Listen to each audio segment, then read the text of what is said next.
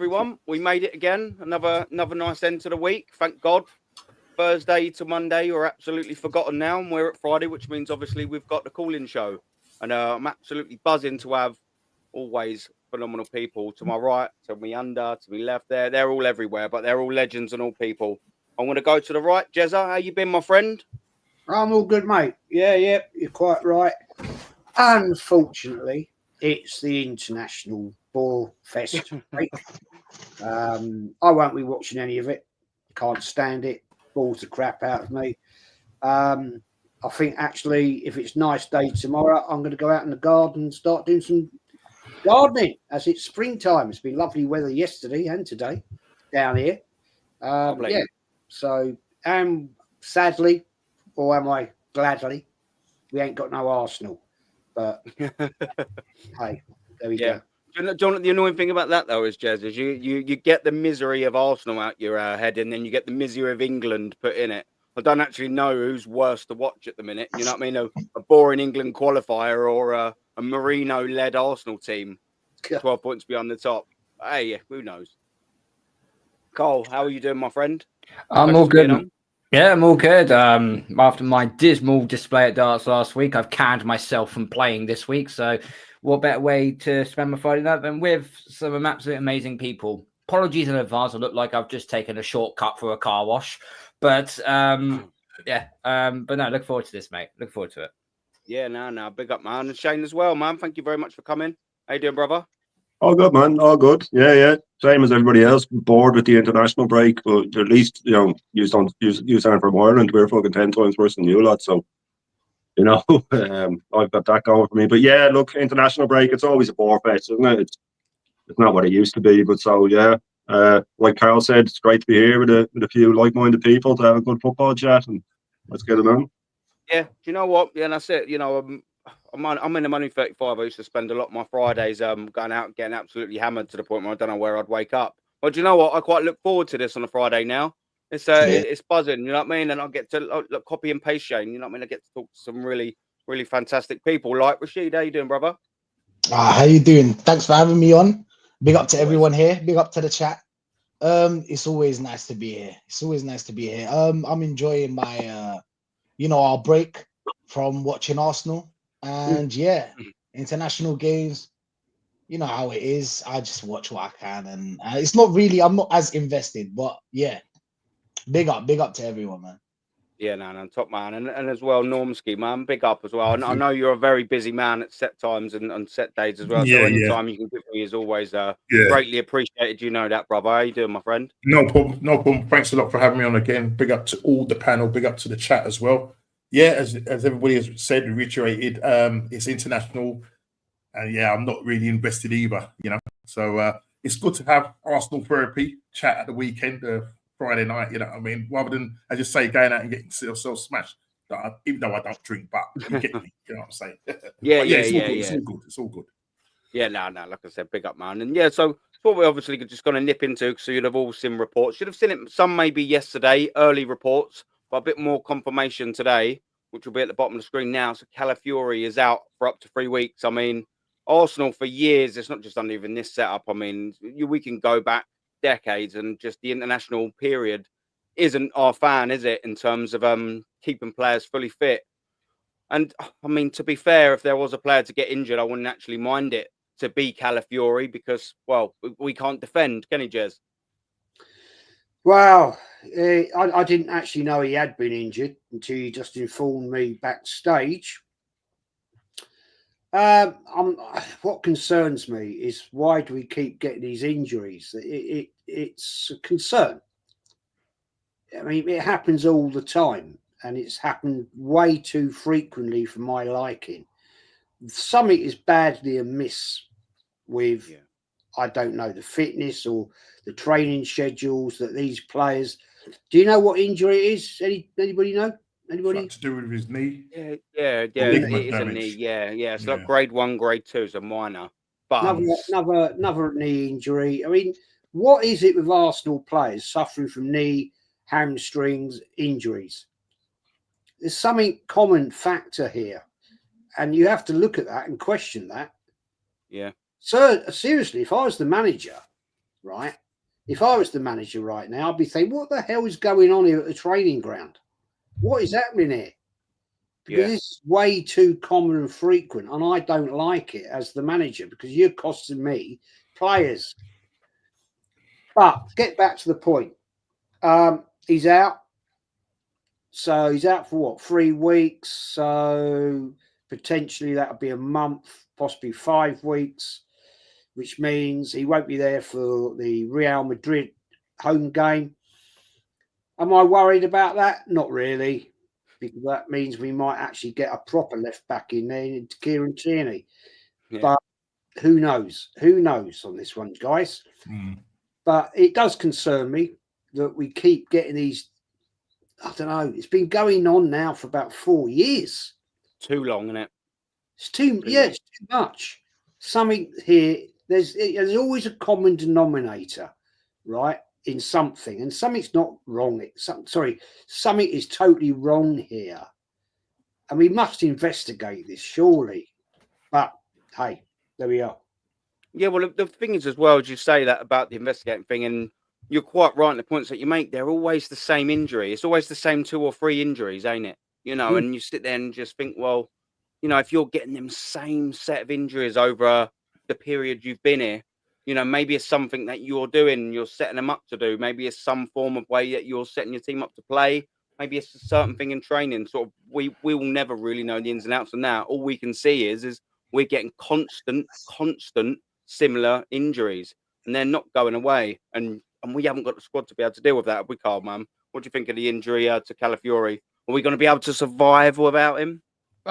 You know the gift that Jeremy Clarkson does when he goes, "Oh no." Anyway, that's basically what I thought when Calafiori got injured. Listen, we don't wish on anybody to get injured. We really don't. But Jez is absolutely bang on with regarding of, you know, it's becoming a regular occurrence now of these knees and hamstring injuries. It's not just a one-off incident or twice it's just bad luck. This is happening to every single one of our players that goes down, and that becomes a trend. That becomes something is worrying. Something is we're doing in training which is not right. Whether it's I've got a funny feeling that it might be too intense. You shouldn't be going flat out in training. You should, especially, you know, when you come back off. You finish, you're playing the game. You just have like a walkthrough. Well, we call it NFL teams do it. They have a walkthrough, then they have a proper training session, maybe another walkthrough at the end of it. So they're not completely getting burnt out all the time. And I just feel like it's another one of these injuries where we're kind of just, as I said, it's Arteta's way of how he's doing this. But unfortunately, it's one of multiple things that he's getting absolutely horribly wrong.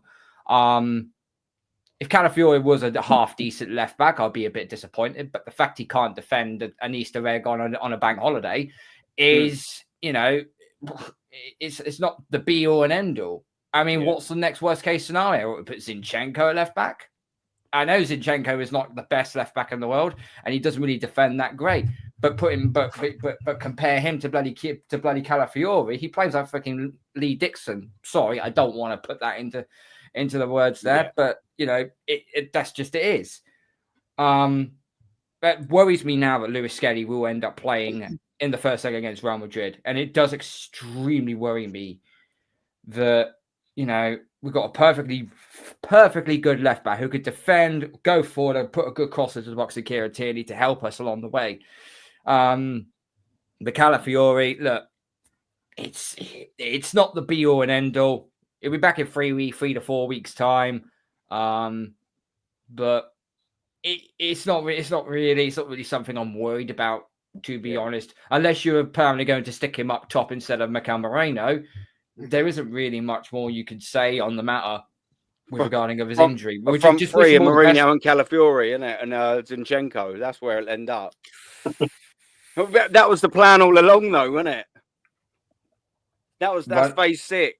Running a mum and pop shop, aren't we, with this fucking football club? But anyway, just quickly before I bring Shane in as well, chat. I will be putting the link in the chat. Pinned it will be in probably about 10 or 15 sort of minutes or so. If you have got any questions, I'll get them in quicker than I did last time. Make sure you put a capital Q in front of them, and I will get to them. I'm just going to come to the chat very, very, very quickly before I bring you in, Shane. Hendo as well, big up, Joseph, man. I've starred your starred what you just said there, DJ Crane, rather.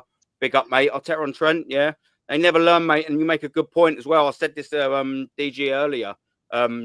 Yeah, Bologna defenders, man. We just need to never sign centre-backs or even defenders from them at all, because the last two have just been absolute trash, haven't they? So, yeah, 100%. And just wanted to reply to this. I've spoke to Lee about that absolute fucking Top Gooner bell end. Yeah, don't worry. I'll be on Potts' show very, very, very soon. And, yeah, it'll get cooked, bruv. Trust me. Don't worry about that. Big up. How you doing, my friend Mark? Always a pleasure to see you here, bruv. Yeah, get the likes up as well. FC, big up, bruv. Hendo, Shane, how you doing, my friend? What do you think of the Calafiori sort of scenario? Is it maybe a great opportunity for us now to finally play our best fucking left back at the club? Only taken 4 years. No, that's it. Yeah, cheers for having me on. And yeah, No, you're good. Calafiori, I mean, Mr. Glass, I don't think he's much of a miss. And I'm definitely of the belief that like 95% of our club's problems, this is down to Arteta's training, it's down to his intense tracking back. As Jezza pointed out, knee injuries, hamstring injuries, they're all fatigue injuries, they're all just being overrun. These aren't players getting snapped in half, you know, like Ramsey or Eduardo. These are fatigue injuries. Is Calafiori a miss? No. Would he have played? I have a sneaky feeling he might have.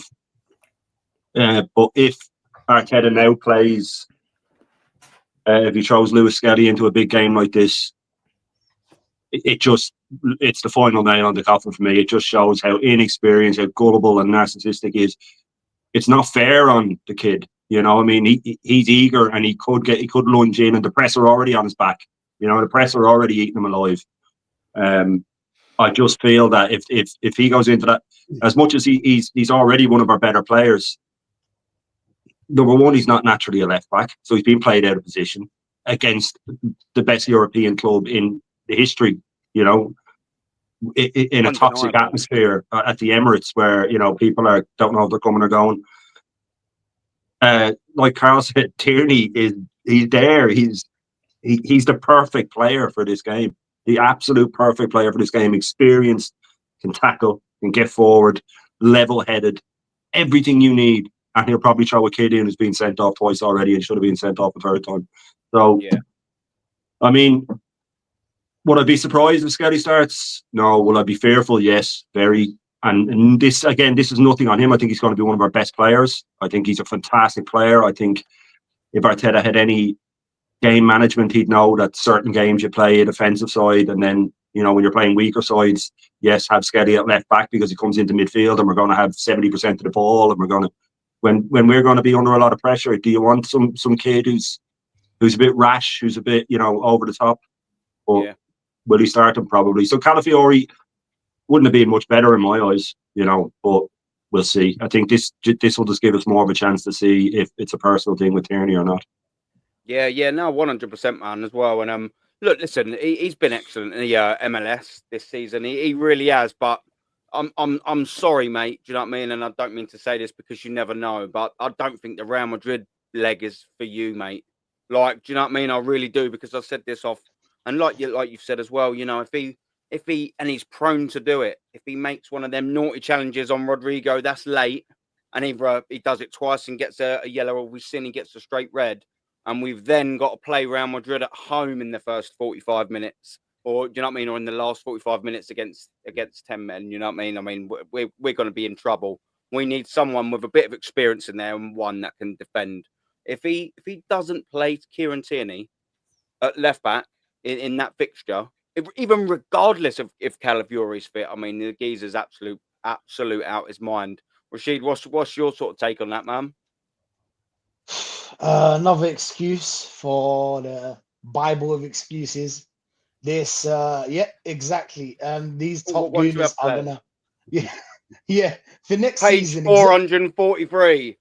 Guys, section 4.431.a.4. It's getting more Dude, thicker. It's getting more thicker than my anger management diary. Do you know what I mean? It's like fucking electrical BS7671 book. They bring a new one out, and it's like fucking just. Oh, If you're an electrics, you know, yeah. But yeah, it's fucking madness. Sorry, Rashid, to cut you. yeah, they'll add it to the long list. Watch when we get if we go through, they'll use it for another day. If we don't, they'll probably use it that day and be like, oh, Saka was out and Havertz was out. And look, the thing is that Arteta should have learned from people like Klopp.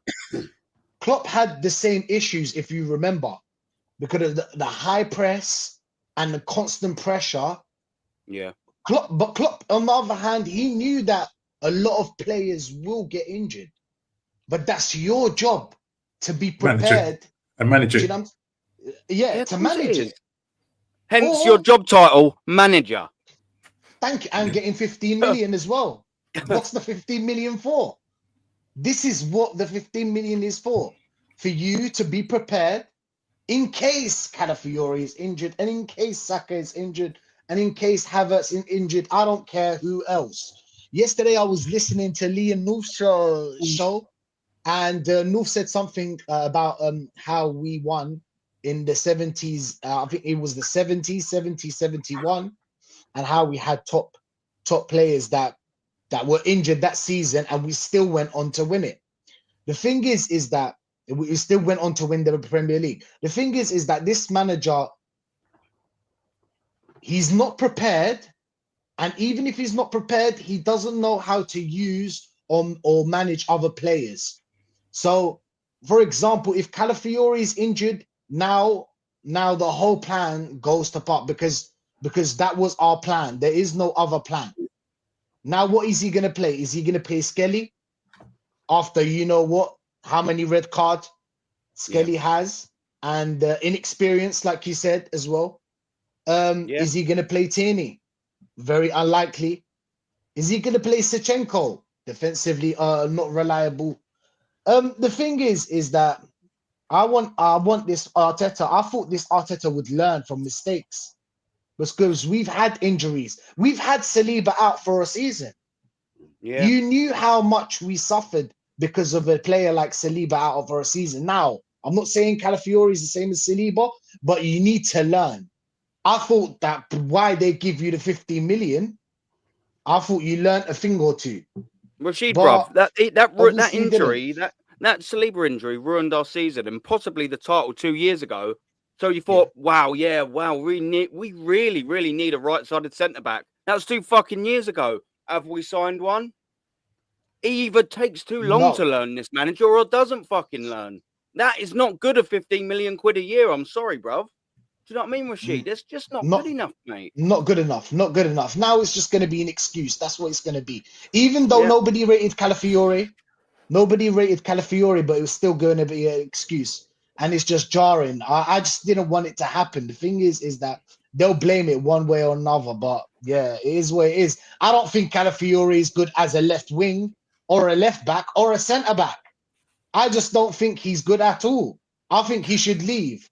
But if I was to play him, I'd probably play him as a striker instead of Moreno. But who am I? I'm not Arteta, am I? Yeah. But I mean, like you said, to go just before we get to Normski, that is in itself, and I've said this before, that's frightening. I'll tell you why it's scary. I'll tell you why that sends shivers down my spine. It's because in 5 fucking years and £750 million spent, our 2 shit signings in the summer are our striker options. Pathetic. Normski, what you saying on that, bruv? Left back. Do you know what I mean? There's many other things to criticise, of course. Let's just keep it at the dross of left back that we've signed in Calafiori. What's your old take on what you think, my friend? Oh, sorry, it was me. Well, the other. No, I had my camera off. I had my camera off. Apologies for that. No, sorry. That's okay for you, sir. You right, sorry. I might be raining on a bit on your parade here, Aaron, regarding DJ Crane's. He put something in the chat. I sort of picked up on it myself. You may have started. I don't know. But he says versatility players equal injury-prone players. And this is one of the things that we obviously know that Arteta likes doing with players. He likes to get in these players to play in multiple positions. and just the whole training regime, the way he trains his players, running them into the ground. Not only that, I've got some damning numbers. I'm just going to read out some damning numbers, right? So here we go. 11 days, 13 days, 31 days, 12 days, 4 days, 5 days, 8 days, 5 days, 35 days, 29 days, 14 days, 4 days, 26 days, 40 days. Hold on. 67 days, 4 days, 53 days, 73 days, 118 days, 43 days, and the last one in 2018-19 season, 291 days. I've just read out a list of days that this gentleman, Calafiori, has been injured for. No one. Calafiori. That's just I one thought you player. I thought when we started it, I thought it was numerous things this season. That's just him for his own. That's Mate, just that's one mad player. ones, bruv. Me too. Yeah, Right. And they were this- before he came, a lot of them. Right, You thank need you, to Shane. use that again, Normski. That needs to be Right, said, and bruv. listen, just go on to transfer market Yeah. and look at Calafiori's injury record. And this is what I'm talking about. Arteta, his talent ID. 291 days. That's fucking Mhm. yeah, got it because he right. got a big injury. I think he done an I've got it- ACL I've got or it- something I've got like it right. that. I don't know. Basel. I've got it right Yeah. here, mate. It was at Basel. His injury record is absolutely ridiculous. And getting him from Bologna, and then you go back even further to Bologna. Because these guys would have looked, if you're going to buy somebody, you're going to look at their past and see how they are. And Surely. Arsenal, yeah, Apparently it's in black and white. apparently Just got go on to 100. just type in injury, No, I believe Calafiori it, man. injury history, I mate. believe Yeah. I couldn't believe it myself. 291 days. That's, Yeah. you're getting on for damn near 9 months then. Yeah, he did an ACL Yeah, he done missed- it. Yeah, he done an ACL at That's Basel. right. yeah. He before we missed- signed him. Wow. That's right. Yeah. That's right. He missed 75 games that year. Did Wow. Arteta think if he's the Messiah that he just have to touch his foot and he'd never get injured again? Maybe. What was this Yeah. bullshit? What was the bullshit? Working the old Mikel Magic that he worked on his wife, conquering hands of Mikel Arteta. Yeah. Aaron, what was this That's not- bullshit what's about? that What was this bullshit about? We had every player that we were looking out for. We were going to sign. We had like 180-page 80-page documentation. dossier. 100. Yeah, a Yeah, dossier, yeah. dossier. Well, What happened to the clearly the dossier? injury Yeah. history wasn't fucking in it. It was 179 pages. They lost the injury one. They lost the injury report Yeah. somewhere. That fucking probably the dog ate it. I don't know. Yeah. Win the dog at it, man. Yeah, they had the roof down in the old convertible, and then just Damn you, win the dog. Damn, we'll just wing it for this season. Don't worry, them mug Arsenal fans won't care. Yeah, they won't give a Bloody fuck. Arsenal. Just make it rain Bloody with Arsenal. 180-page dossier. Why would you buy a player with that injury record? It's Mikel Exactly, Arteta, Jez. Jez. Because we're Exactly. fucking mugs, Jez. Because Mikel Arteta's a clown. Wow. This regime don't know what they're doing. Why don't they know what they're doing? Because they haven't been fucking successful. Natster, what you saying on it, bruv? Yeah, He's it's frozen. frozen. That's- It's yeah. frozen, Aaron. Thanks for I having think me it's. on I think again. Alright, next no, to no, self he's panel. there, He's he's frozen. And I'm a bit lagging. Yeah. Yeah. I don't know what's going There on. he is. Like, like my Yeah. Mac is like fucking, nearly overheating. It's a bit like Arteta. It's nearly past its sell by date. But either way, guys, big up. Yeah, I'm not shocked. I'm not shocked by the another injury again. But again, it goes back to the whole like, if you don't prepare, you're gonna fail. Pretty much, really and truly. Do you know what I mean? And it's not even one of our best players as well. So when your scrubs are failing you, you know it's done. Like really and truly, like it's beyond a joke now. It's beyond a joke. And yeah, Macy, you're spot on. Like Real Madrid will destroy us. Like I don't see how we get through. I don't see how we can salvage this season. I saw the stream or parts of the stream with Guns, Northsides, and Hooks and that, and Christian, I think his name is. Yeah, Dickhead. And like but like trying to be upbeat and positive and all of that, and I'm just like, what do you see? What do you honestly see? in terms of this team getting through. Sorry. And no, it's cool, bro. Like I'm No. bugging out That's as well. my I'm bad. fucking lagging out and shit. I should let you go. Yeah. Sorry about that, bud. Yeah, no problem, mate. Yeah, and it's like and then Hook says, "Oh, if we bring Saka back for the second leg, that will salvage it." No, if we play Saka this season, his career is over. It's done. Let that boy rest, please. Yeah. I'm not even a begging kind of person. You can hold that just, thought, because you know. I will be coming into that in a separate bit. So if you can hold your opinions maybe on that, I'll hold it. because I will be coming into that as a separate thing a little bit after what I've got. So if you can hold that thought and carry on with the left back, that would be absolutely dandy, young man. Yeah, no problem. Yeah, no problem. But yeah, no, I don't think there's really much more I need to say about Calafiore being injured. I mean, it's same old. You know, play Kieran Tierney at left back. I heard you say that. Spot on. But we know what this manager's like. He will do anything and everything not to play him. And to be honest, if he does play him, would it surprise me? No. But the only reason why he would play him is because to really and truly keep the score down. That's the only reason why he's going to play him. Because is he that managerial competent though to be able to assess things like that though? That's what worries me, man. Even basic decisions like that, I just think are way too intelligent and intellectual for Mikel Arteta. Like, gold standard. I just don't. I've never ever trusted the guy. Never any kind of competent decision. You know, like and what's made you not trust him? Just the fact that he's a rookie, bro. Like the fact that he's a rookie. If you have a left back that's one of the best left backs in Europe, arguably the world, an old school out and out left back, and you'd rather play the sweet prince, you'd rather play a kid who's not even a left back, he's a midfielder, bruv. We all know this. We all know this. So, you know, for me, the only reason why he plays a Kieran Tierney is to keep the score down. And again, this manager's a coward. We know this. Anything to keep him in the job that little bit longer. That's all it is. Plain and simple. Yep. Yeah, no. Listen, it's absolute fact. I will move on from the Calafiore thing now. You know what I mean? I just wanted to sort of get it out there. It's just bloody so typical that an international window comes and guess what? Arsenal's got a player injured. But like I sort of said, you know, if there was any sort of position and any player, not wishing injury or illness on anyone, but Calafiore would have been the one I'd have sort of handpicked, really. If I'm being honest with you, I'm sort of hoping maybe it might be one of them little blessing in disguises for actually to nudge Mikel Arteta, because we know Mikel Arteta can't make choices for himself.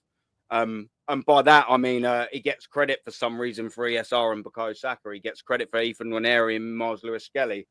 When he had opportunities to replace them, when there was opportunities for injured players to replace them, he didn't select any of them. His backs were against the wall. He was in a corner when he chose to play them for young players. He didn't play them because he saw something in them, because of tactical genius. He played them for kids because he had absolutely no fucking option whatsoever. And that's why I hope maybe the Kieran Tierney thing starting against Real Madrid or just getting him back there would be that it's unfortunate that for Arteta to play his best fucking left back in defence against the best team in Europe, one of the best teams in Europe, we have to get players injured for him to see him do it. That's what level of people that ain't in here don't know about Mikel Arteta. That's the level of spastic we have to deal with this manager, man. It's no good. It's no good. But listen, I will move the topic on. We've got a couple of people jumping in here. And obviously the next little bit will be what I want to talk about. So we got obviously new deals for players, yeah? And there's obviously 6, and I'll run the names out. The 6 are for Miles Lewis-Skelly. I think he's on $4,000 a week at the minute. And you've got Ethan Nwaneri on $6,000 a week. So I mean, I think they are actually due bumper deals. But you know, it wouldn't surprise me if Arsenal give them $300,000 a week because they don't know how to negotiate a contract. And of course, Martinelli, who's on 180 already. Yeah, they're negotiating for it for New Year's. I really hope he don't get or at least if they're going to give him a pay rise, give him 10 extra on it. They can't start going in the 200s with that geezer. He ain't done anything since that. And of course, you've got Bill Saliba, you've got Gabriel, and you've got Bukayo Saka. Do you know what I mean? There's 6 players there that they're trying to negotiate deals, all of which have got 2 years left on their deal. And I obviously want to go in with Jezza straight off from the bat. And what I sort of want to say is, man, is we can't leave ourselves, Jez, in a similar situation that Liverpool were in. Now, you know, they've won the title this year, probably because of the 3 players, or definitely at least 2 of the players in Virgil van Dijk has got 1 year left. And obviously, of course, Mohamed Salah, and we know Trent has as well. Been 3 excellent players from this season. But they're in a real shitty position now, Liverpool, and we can find ourselves very much worse position, you know, come next year if we don't get this sorted out. What can you see on these? Can you see us actually pulling our finger out and getting these 6 signed, Jez, as well as all the signings and the sales that we've got to do? This has turned into a mammoth summer, boys. A mammoth summer. Can you see it happening, Jez? No. Basically, we've gone back to exactly square one when we had a better team under Emery when Arteta took over than we have now. We've regressed. There's no argument. We've regressed. We had strikers, Aubameyang, lack of threat. I mean, lack of threat wasn't great, but Aubameyang, Golden Boot winner, right? And we've gone a total circle. Yeah, we had Ozil, 1 great season, and that was that. But we've had that before. Yeah. But you look at what we got now in up front. We have nothing up front. Saka is good. He's very good. But he ain't going to get you 30 goals a year. Yeah. That's proven. That's fact. Yeah. Havertz, waste of space. He ain't going to get you 30 goals a year. Proven. 10. Martinelli, he ain't going to get you 30 goals a year. Decent under Emery, 15 goals in 17 games. Very good, but has regressed. And you have to question why. Why has he regressed when he had such potential?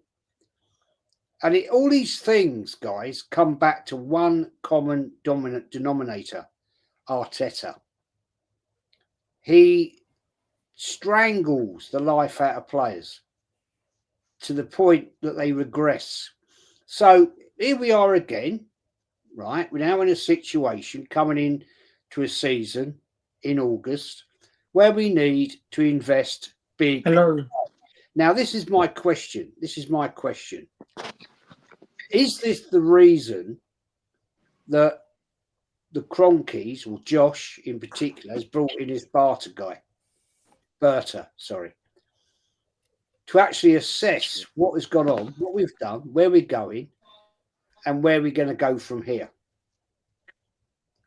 Because it's almost like an auditor coming in to look at the accounts of your business and say, what the fuck are you doing here, boys? What are you doing? Where's all this money? You've spent all this money and you're not progressing. You're going down, down, down, and down. So, is that the question? Is that what we're looking at? That this man is coming to say, whoa, Christ almighty, what are you doing? You spent all this money. You've wasted money here, there, and everywhere. Yeah. And we need. I'm not trying to be funny. If you're having a munch, have a mute the mic, yeah? We need to address this. If you're eating, mute the mic. We need to address this pretty damn quickly, because at the end of the day, we're in August. We need a striker, right? We need various positions which are not what we've got at the level we require. Yeah. And we're going to get proven this very short and very quick. Because all I see is us once again a no trophy season. It's crazy. Fact. Hang on, mate. Let me finish. The fact remains, this manager has taken us from a team that had ability to a team of no ability, and now we've got to start all again. Mm. How much are we going to get? How much can we afford? How much can we sell players for to get the money in we need? We've got a very, very, very weak squad. A manager Yes. that can't manage his squad.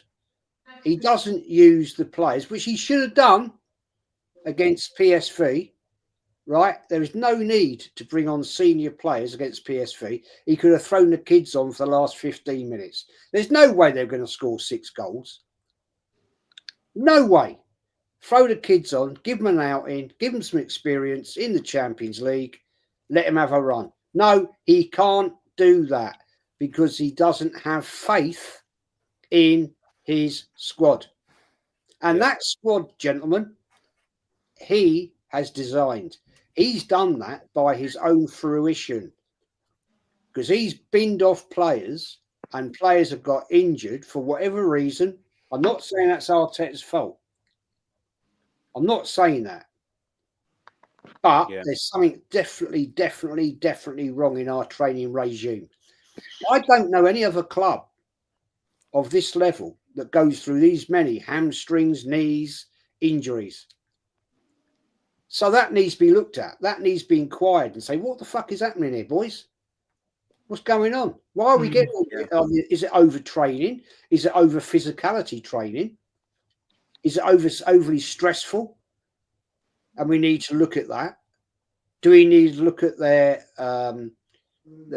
actual what do you call it? Their diet that is causing this. That could be wrong. I don't know. I'm no expert, and I'm not qualified to talk about it. But we need to address this very quickly because this is just going to go on and on and on and on. And I don't see anything changing. If this idiot Arteta is here next season, it ain't changing. I don't have the faith in him to buy the correct players that we need. And we do need players, 6 at least, to get us over the threshold. But I've no faith, man. No faith at all. Yeah. Anyway, shut up. Yeah, big up. Mama, big up to you, my girl. They've Big up, Mama. She's been as gracious as always and put everyone in the chat. They're also in the description as well. So don't forget that as well, man. We're gonna move to the right still with this one, and then we'll have a bit of a free for all afterwards. So we're gonna go, Carl. What you saying, bruv? Come on, mum. It's a bit madness with these contracts, isn't it? I remember, and before I let you go, I remember us, a few years ago, saying Arsenal will never be again in the same position where we're letting players run down our contracts to 2 years and under. How did that work out? Yeah, because we're fucking back here, and now there's 6 of the fuckers. Yeah, and 3 of them are arguably our best players, by the way, and 2 of them are our best youngsters coming through. Come back round full circle at the end of the day with all of this. Lewis Kelly does deserve the new contract. So too does Ethan and Wembley. I think they've proved they can be a starting caliber player in this team. With regarding of Gabriel, Saliba, and Saka, I'm more questioned of can we keep hold of. I think Saka is more likely to actually sign a new contract rather than Gabriel and Saliba would, because I think he is the face of this football club, and I think if he does, he will end up doing a Harry Kane, where he'll probably stay for a long period of time until it reaches the point where we don't win anything. With Gabriel and Saliba, look, I think all the panel can pretty much agree on here that Saliba is getting his head turned by Real Madrid. We could all categorically agree with that. With Gabriel, I think he could move as well. He said in a press conference that him and Saliba are one of the best partnerships in world football. But we can only be classed as that if we win something, if we win a domestic trophy or we win a major. And this is the point we're making again.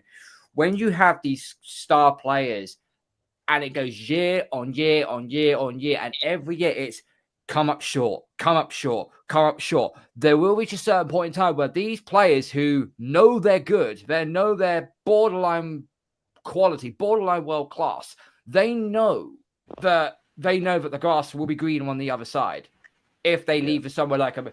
Because if you go to Madrid or Bayern Munich or PSG, Barcelona, Inter Milan, you're guaranteed to at least win. You're guaranteed to win trophies.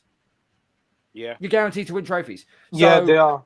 You just got to look at it more that you just got to keep hold of Saka at all costs. The problem is though with this injury, if you don't zone him down, he can end up having 1 year left on his deal.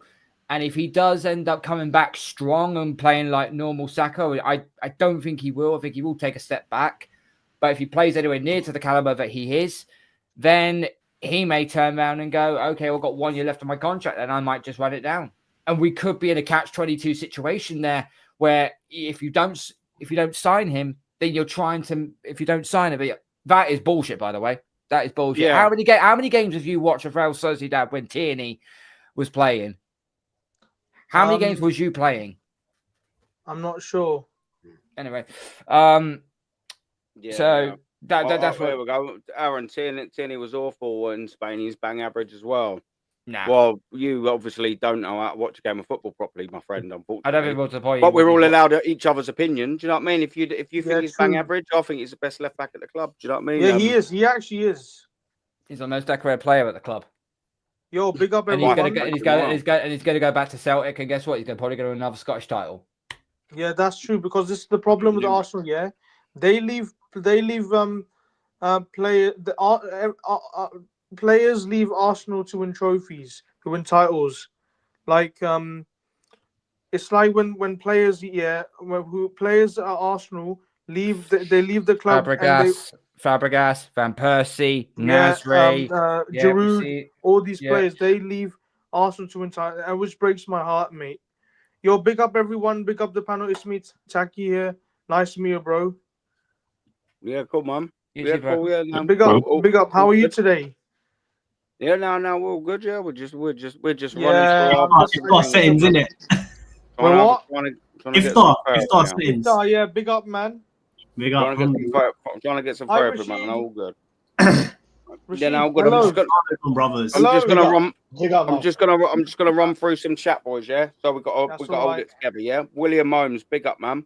Defensively, yes, we're always a man down with Ozil in the team. Yeah, that's Yeah. absolutely but True. a lot of people forgot that. Man Yeah, down listen, Odegaard in the yeah. game. We're Yeah, man down yeah. Odegaard in the game. What's the difference? He runs around and does fuck all. Do you know what I mean? Like Mhm. with Ozil, he had no energy and all the killer passes. This geezer has got all the energy with no killer instinct at all whatsoever. Do you know what I mean? Engedi, how you doing, brother? At the left back, we are decent in defence. Yeah, well, that's it. We are decent, mate. We know that as well. We are decent in That's the defense, fact. but our attack stinks. Yeah, mate. Our Yeah, attack, yeah. yeah. Hold on one Our sec. I'm attack- just reading this out, geezer. 1 sec. I know you're double keen and all that, but I've got to keep the flow of the show, bruv. It's fine, That's mate, just it's the fine. fact that we look at conceding goals. Yeah, we have no killers forward on the pitch, no plan, no system, no plan B. And mate, listen, this is the worrying thing about what you're saying, my friend. No plan A, man. Yeah, We had a man. plan A 2 years ago, and now we've got fucking plan Z, mate. It's Nah, fucking listen. Put absolutely the shocking. goalies at left back. It's calm. Yeah, no, it's madness. But yeah, listen, Chrome. Might big as up, well. bro. This point. Yeah, listen. I'm trying to run through the chat very politely, boys. I know we're all happy it's a calling show, but you've got to let me run in with the show, otherwise it's Talar, yeah. I'm trying to get through it. I've got a structure to do, yeah, boys. We actually need a new manager. I would not give Arteta a penny, to be honest with you. Now, this is the worrying thing, man. This is the real worrying thing. Maybe that's why they've got the geezer in. Do you know what I mean? The man named Berta.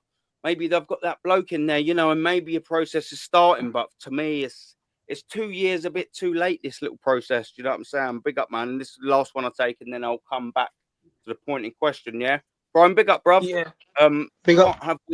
What have we really needed is a box-to-box striker. We ain't had a box-to-box. Do you know what I mean? Like, if it was midfielder, yeah. And the striker, we ain't had a box-to-box since Aaron Ramsey, man. He was brilliant in what he done, wasn't he? He was absolutely phenomenal.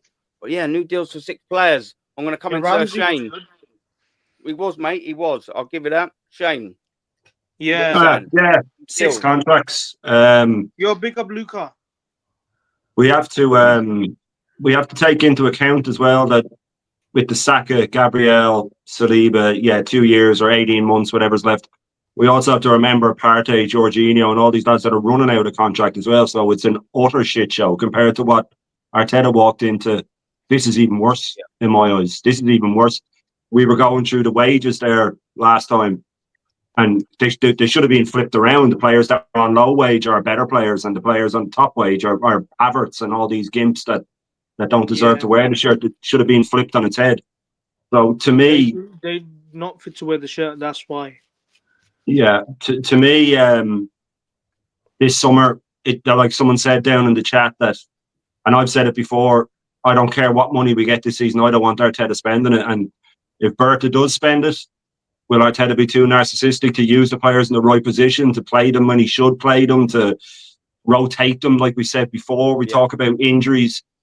And, if you watch Guardiola, any top manager, even from the second game of the season, they'll change 2 players to rest them.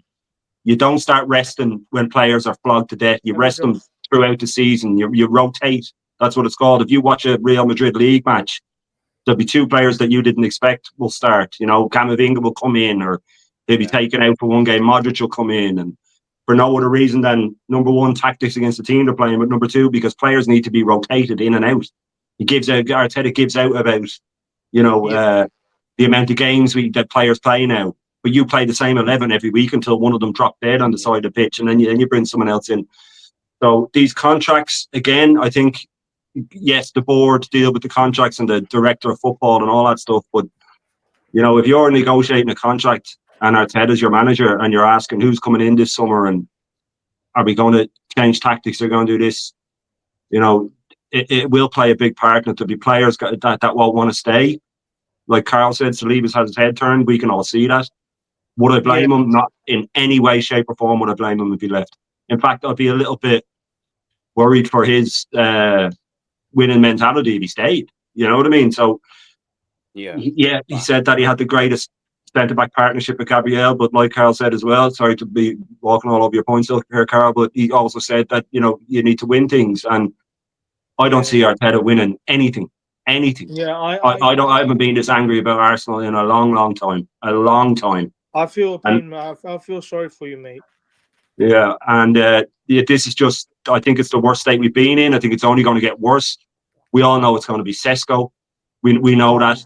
These Isak rumours, I think the club leak half of them to keep the fans off their back, get them excited. What we always do, we always promote the beauty queen and end up parading a pig at the transfer when the transfer is done. It's always the same. We say we're going to get so and so, and we think it, and we end up with the wish version all the time. And like we said before, with the contracts, if you're Saliba and they say, right, we'll give you 250, are you not going to go, well, Havertz is on 280. I ain't getting paid less than that clown. Exactly, mate. It's not going to happen. So that will be.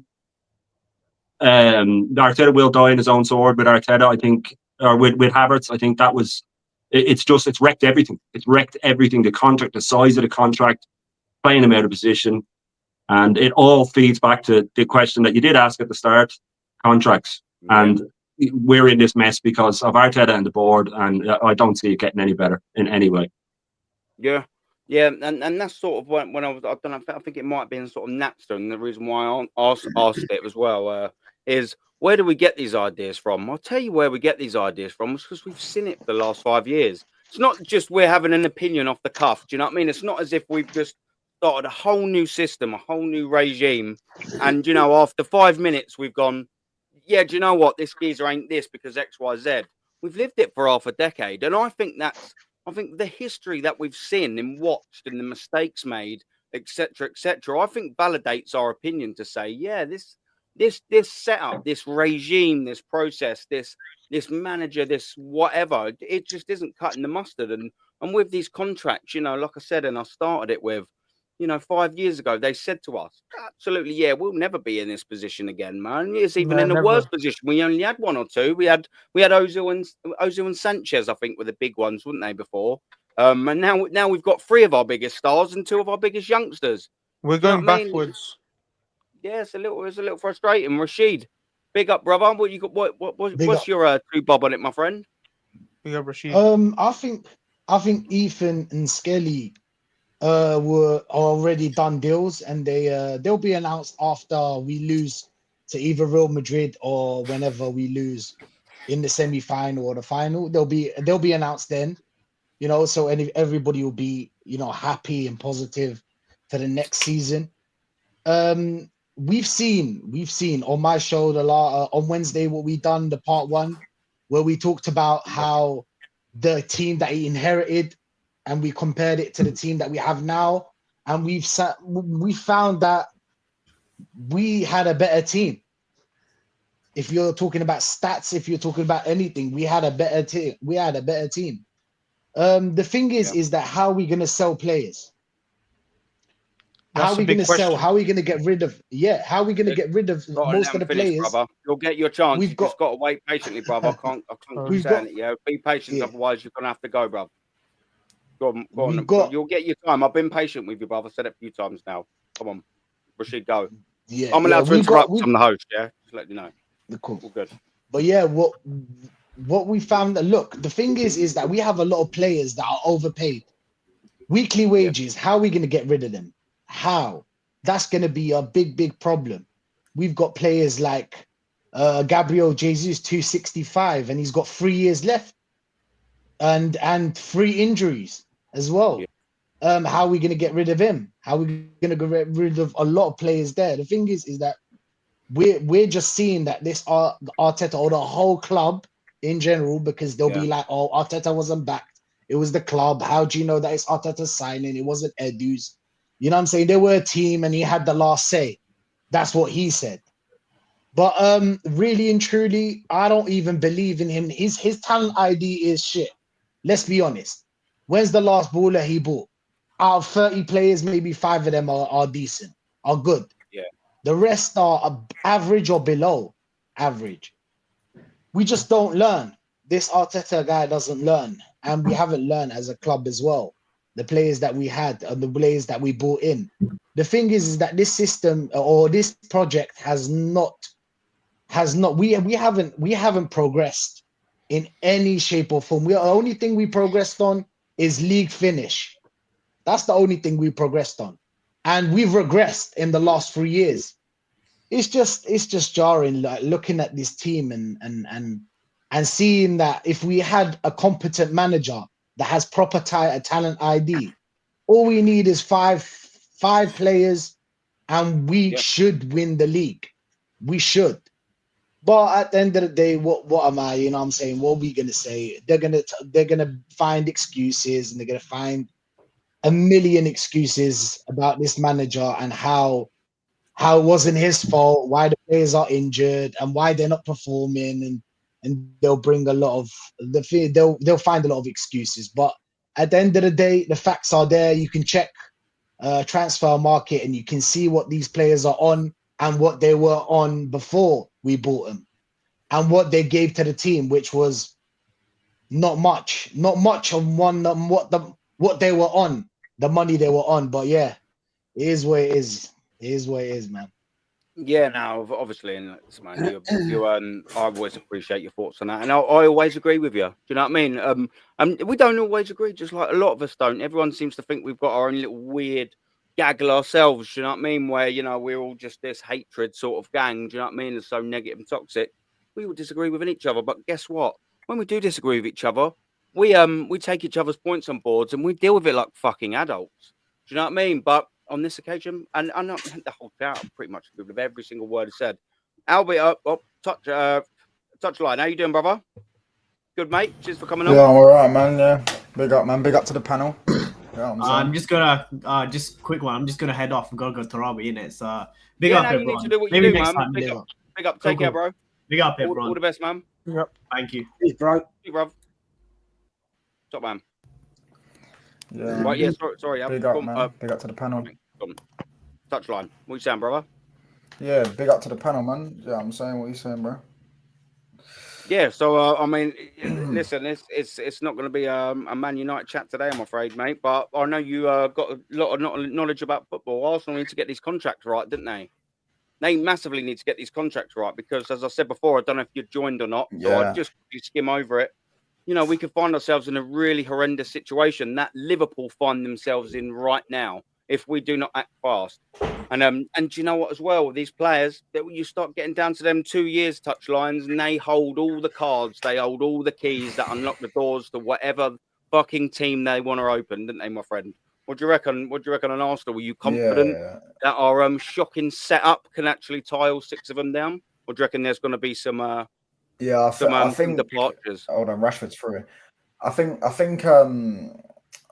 Saka and that will stay, and Wari and Lewis Skelly, they will stay as well.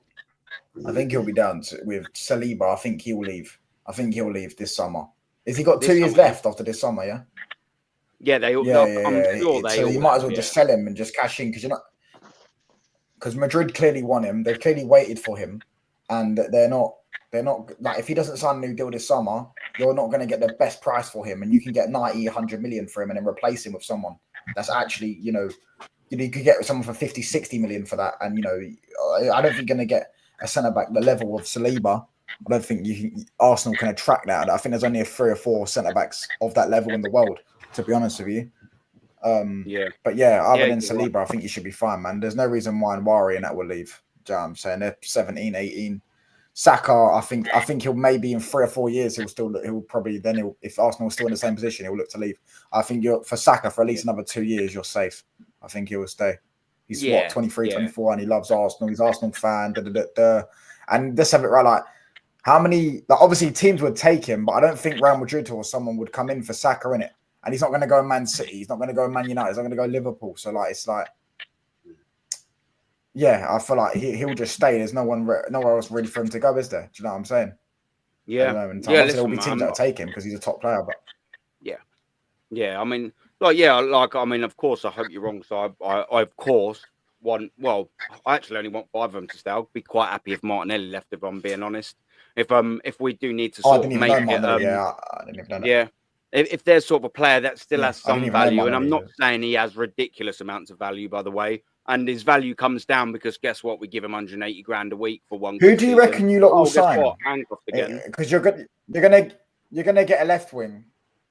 You're gonna get a left wing. Who do you think you'll sign? I think you're gonna get a left wing. Honestly, it is. We need about 10 players, mate. We need a backup goalkeeper. We need another left back. No, I don't think that though. I don't think it's that bad. We do need another left back because Tierney's going 100%, and Zinchenko. I know, but I don't think you need. Yeah, but can I just say? We need about 10 players, bro. Tierney doesn't play, so I don't think. We've got 2 players at 6 going, Jorginho and Thomas Partey. There's holes in this squad, bro. We need another left winger. We need a left 8. We need a whole new left side. Let's just butt that out. We need another 10. 2 strikers. Aaron, can I ask you a question? Aaron, go on then, bro. Can I ask you a question? Who would you sign as a left winger, and who do you think you're gonna sign as a left winger? Mate, it's annoying because, I know this ain't your question, but Arsenal was massively, and it still pisses me off to this day, not signing Kvaratskhelia for 60-odd million. That was a signing. I thought, do you know what? That's a good player at a good age. I'm so glad you didn't get him though, because Arteta would have ruined him. But that's what the opportunistic signings Arsenal do not do, and that's what bugs me, mate. I'm really gutted we didn't even at least throw our hat into that signing. That's just so poor, but it doesn't surprise me, and they're so poor that it doesn't surprise me in the same thing. You know what I mean? Do you know what? On the left side, we're not sort of blessed with them as much as we did. I don't want him, but I think we're going to be handcuffed, and I'll come into this sort of after. I think we're going to be handcuffed to Williams. I really do. I think the writing's on the wall for that. I really do. I just think that he's coming, whether we like it or not, and we don't fucking like it. I don't really know too much about him, but I know Lee and I know big up Matty and all. You made me laugh, man. If you know, you know. Yeah, Matty, big up, man. I know them two know their fucking ball, and if they say he's no good, and they watch the Liga every year, I'm going to trust them 150%. Yes, it's madness. But I'll move over. Yeah. How you doing, my friend? Waited patiently / When I do watch him, brother? With me? Yeah, man. How you doing? Good. Yeah, I'm doing good, bro. Sorry about that. I was just sorry to interrupt you, mate. Really, Aaron. Yeah, you're all right, bro. Go on. You have your say, man. Yeah, by the way, Aaron, sorry for interrupting you, Aaron, guys. Sorry for interrupting you. Sorry for everything, yeah? You're good. No, so Yeah. So, well, as I was saying with Arsenal, yeah, we are not a serious club, mate, and we are never a serious club when it comes to the team. But Arteta, yeah, he's just he's ruined the team, mate. He just like Arsenal cannot win. Arsenal will never win a trophy under the. We're never gonna win the league under this manager. We're not gonna win it. We are not gonna win a single trophy under this manager. And Newcastle's had a better season than Arsenal. I don't care what anyone says, yeah, but Newcastle United has had a better season than Arsenal, and are having a better season than Arsenal. And we are not being Real Madrid. Whoever says that Arsenal's gonna be Real Madrid, they should get their head checked, because we're gonna get battered by Real Madrid. I'm not looking forward for the game though. Yeah, facts. No, yeah, that's it. I'm not particularly looking forward to that sort of either. Just quickly, what do you reckon on the contracts? Do you reckon we're gonna do you reckon we're gonna final six of them shaky. or not? It's very shaky, because if Saliba and Gabriel leave, yeah, it's gonna be very hard for them to replace them. So it will be very, very, very tough to replace Saliba and Gabriel, because you know how clutch Gabriel is. You know how solid defensive Saliba is. It's gonna be sad, because it's been 5 years deep. 5 years deep, we have not won anything, and that's crazy. That's crazy from an Arsenal point of view. Yeah, mate. Like, yeah, man. AFC always said that Man United in the last 2 years have had a better season.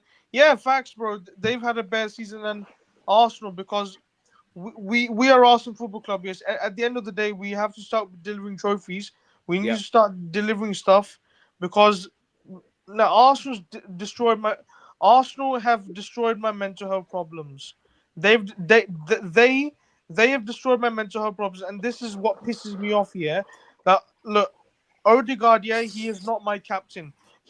I like Odegaard, but he's not my captain. He is not captain material. Martin Odegaard is not captain material, and that's a problem. Like, I'd rather have Gabriel to be captain than armband. Like, what's happened to Martinelli? Martinelli has been poor. He's been my fan favorite in the last few years. Trossard as well, mate. The whole team has fell off now. Yeah, and it's unacceptable. But listen, man, look, there's cues to get in. But listen, thank you very much for waiting patiently and having your stay, man. Big up to you for coming on, my friend. Big up to you, Aaron. I'll stay on the panel for a bit. I can have my say later. You take it easy, bruv. Bye. By the way, Aaron, it looks like someone in the chat. Lewis Skelly has just scored. Oh, was he really? He's just scored. Good boy. On his debut as well. Well done. Wonder boy. You know what? Fair dues, man. That's on debut. Absolutely buzzing to the lad. We've got a new guest. I'll jump to you straight now, as I'll get Jez in straight after. Tommy, have you say, brother? Thank you very much for coming on. It looks like you're a West Ham fan. My dad's a West Ham fan, so One more trophies than you lot in the last 5 years, so. Yeah, we can't. Mate, how bad as long you as are, you spit facts we can't argue with, I won't argue. Oh, mate, honestly, I can't deal with Arsenal. Actually, it's not even just Arsenal fans. It's the modern football fan. They don't know nothing. All they know about is stats. That's it. No eyes, nothing. And I think I'm glad I come on this podcast, because I just want to say big up to Jez. There's not enough fans like you. You know everything, and I think more people should respect you and actually listen to you, because you actually know what you're talking about. And you're welcome. And I think I agree with everything you say. With Arsenal, it's just a circus. Well, like most clubs nowadays, even my own club, we're a circus. Everything's a circus. It's just a joke. The clubs take the mick out of all fans. They do, and people just seem to laugh it up. The thing with Arsenal, I've been on panel debates before saying about Arteta, but I think, do you know what it is? I don't think it's just recognise the name. I'm sure. I might have seen you in passing somewhere. Maybe you've been from there. But yeah, anyway, sorry to cut you, mate. No, you're all right. I think what it is with Arsenal now, it's not just. I don't just blame Arteta anymore. I think it's just the whole club, mate. Because I reckon I've had arguments with my mates. I said even if you get the Ancelottis, even if you brought Ferguson out of retirement or Brian Clough from the dead, you would not win anything. You would not dominate, because the mentality of your club is in the gutter. I know some top gooners might get upset for me saying that, but I don't really give a shit. Neither do I. Deal with it. Yeah. Oh, you're right. No, it's just, I just don't get it. Like with the dog, all the PR, and people still laugh it up. Honestly, I don't get it, mate. It just makes you laugh. It's like just the way football is going now. It's a travesty. I've even turned off watching. I had a season ticket for West Ham for over 11 years. I was at Upton Park, and then I got a ticket at the new stadium. I left because there was all trouble with Chelsea. They don't care about you. Once you realise that as a fan, you can deal with it. They do not care about you. You're just a number. Once you're out, another person will fill your place in. Sooner people realise that, I think sooner you'll get along. But I just thought I'd just give my say in that, and just so people actually realise clubs do not give a shit about you. Do you know what? I'm so glad. I'm so glad to hear that from another fan of a different club, right? No, because you're talking absolute fact. Yep.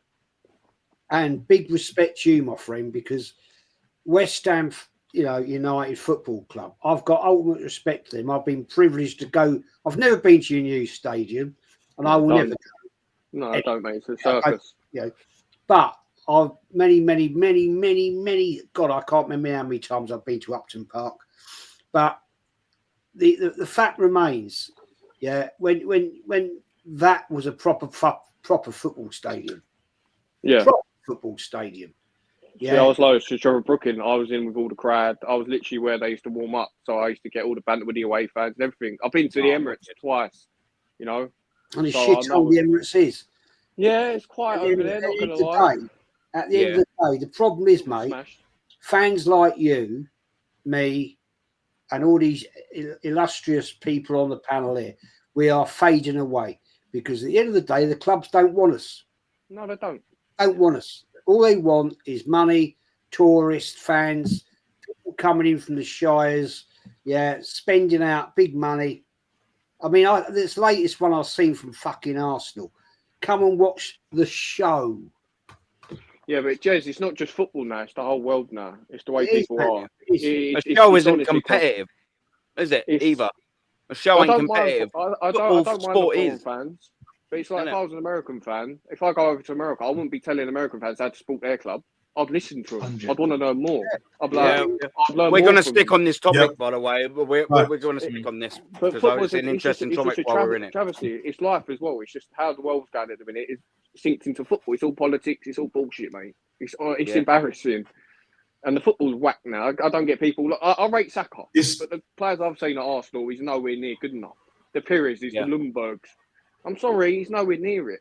It's good now. Don't get me wrong, but the players now are just absolute. They're just athletes. They're nowhere near. I've done this. I think it was on Monday, or it might have been last Friday. It was one of the two, and we were sort of going through the panel. And we was having a little compare of what players were getting now, and not one of them get into that starting lineup. You'd have shouts that you could maybe have a little argument. There was mainly maybe Saliba for Kolo Touré, but I mean, you'd be happy either way, wouldn't you? Sort of thing. There weren't really big shouts, and the fact that a rival fan like yourself can sort of see and appreciate the fantastic squad we had 21 years ago to the shit that we have now. And I can put on a note because I'm a football fan first. I say it to everyone. Yes, I'm a West Ham fan, but I'm a football fan foremost. Yeah, I'm not just a West Ham fan. I could take my hat off and become a football fan instead of just being biased because I'm not a biased person. Yeah, it took me about 5 seconds to tell that. Yeah, you can just tell when someone, isn't it? Now you can tell. Yeah, big up to you, brother. You can tell. No, it's just the way it is now. You can't say anything, otherwise you get called negative and toxic, and it's funny. Yeah. It's like okay, mate. It's at least I talk the truth and not just be told like lies because that's what people do now. They'd rather be told comfort lies than told the harsh truth. Do you know what these top goons are like? I use this analogy all the time. They're like fucking women. That they just get brought up. If they're good looking enough, they don't have to do anything. They don't have to work hard at school. I said modern go on a yacht. Football fans like modern feminists. Life's easy, isn't it? Rainbows, sparkles, glitter, spinning around. It's all fantastic. Arsenal is the perfect example of that. Arsenal is purely the perfect example of that. It's a circus. Modern football is a fucking circus. The circus is in town. It's here to stay. Buy your tickets. Roll up, roll up, roll up, roll up. You know what? That's so real football thing. Yeah. So I think you cut out a little bit there. Yeah, nail on the head, mate. They don't want real football fans. No, they rather have the overboards or someone because they give out the money. They'll buy the My first 2 years at West Ham, I problem, yeah, bought all 'cause the I think- programs. After that, I didn't. think I my was like, Mark's no, I too- ain't spending no money on the club. They're doing Yeah. rubbish. I've seen Avon Grant, I've seen the Allardyces, I've seen this, I've seen that. But I've always said it's not how much money you spend it. Look at United, look at Chelsea. It's what you do with it and the intention. Like 100%. Arsenal, it's always about the intention with the money. You could give someone £1 billion, but unless they spend it right, it's worth nothing. Well, Chelsea got given 2 billion. Look at the fucking state of them. Exactly. You know what I But mean? the thing- They're knocking the on thing that with you door, guys, and now yeah? they've still got Jackson up front. The thing with you guys, I get you guys, because you could go for a Zubimendi, you might not rate him, but I'm telling you that now, if you had a manager in that you trusted, you'd be like, I don't care who he signs. He could sign Scooby-Doo. I trust that he can get the best out of him. But with Arteta, you don't trust him. He could buy the Ronaldos, the Messi. You wouldn't trust him with him. But with Even a manager you Roberts. believe in, that you back in, you'd be like, oh, if he wants him, I'll back him. Yeah, I'll see what he could do, but you don't believe in him. Could you imagine if Zlatan Ibrahimovic was here? Do you know Oh, what mate, I mean? you'd How would fuck- the you'd fuck definitely he deal fuck with him? We're going into World War III early if that was the case. He'd be like, put your tables on the table, put your trophies on the table. I'll tell you, stuttering. We didn't even want Ivan Toney. I got the light bulb. I got the light bulb though. I got the lemons to put it in the juice to put in the. Yeah, No, get out. Unbelievable, mate. Joking it, man. Oh, yeah, but all clubs are like, I ain't just taking the mick out of Arsenal. It's all the clubs, my club, everyone. It's just Yeah. funny when I see people. Do you know where all the proper real football fans are? They're either in the Championship or the lower down the pyramid of football. Well, they've just turned it off completely, mate. They've switched over to like Formula One or rugby or boxing. They've just I've known so many people that have gone over like what Stan for years. They don't even watch us anymore. Like I've struggled to watch us over the last couple of years since I left. It's just boring. It's just crap. Yeah. Yeah. It's all the Mavericks are gone. There's no Mavericks anymore. You know what I mean? They've been coached out of the game. Every team, all the players, all the modern day players. I was doing a video today and I just winged it. I was sort of going on about football nostalgia. Was it actually better when I was young, or do you just think that when you're older? But I was just looking through a list of, you know, the Ballon d'Or nominees for sort of late 90s, early 2000s. And they piss all over anything that's out there now, you know. And even if you went down to the 20th, 30th, the football's just being overly coached now. Everybody's robotic. Everybody's afraid to try something new, you know. And it's painful to watch a lot of the time. And Arsenal are the absolute pinnacle of a team that's just overly coached, and coached wrongly, by the way, but overly coached to where players are afraid to try something new. Players are afraid to try and beat players.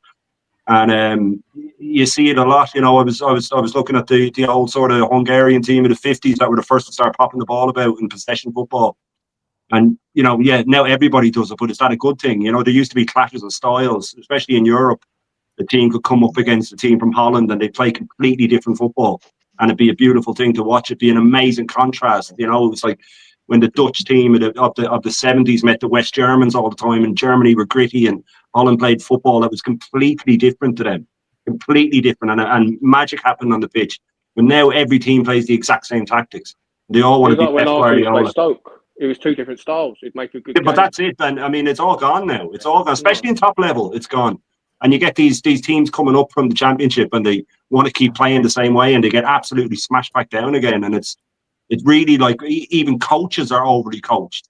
You know, they have no mind of their own. You used to get clashes of coaches. You used to get There's no personality in sport anymore. none, because it's not allowed. It's not allowed. It's been wiped out by social media. You can't have a personality. You say something wrong, you get cancelled, or you get your career ruined. It's all about keeping them on side. It's about keeping everybody happy. It's about keeping everybody happy. And it's why when something does come out, it's a big scandal. You know what I mean?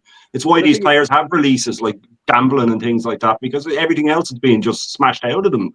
You know, players need to be. 15 years ago, you watch teams like 2008 in the Prem. About 4 or 5 players would be like the best players from each team. Like every team. It's ridiculous. Yeah, but that's the thing.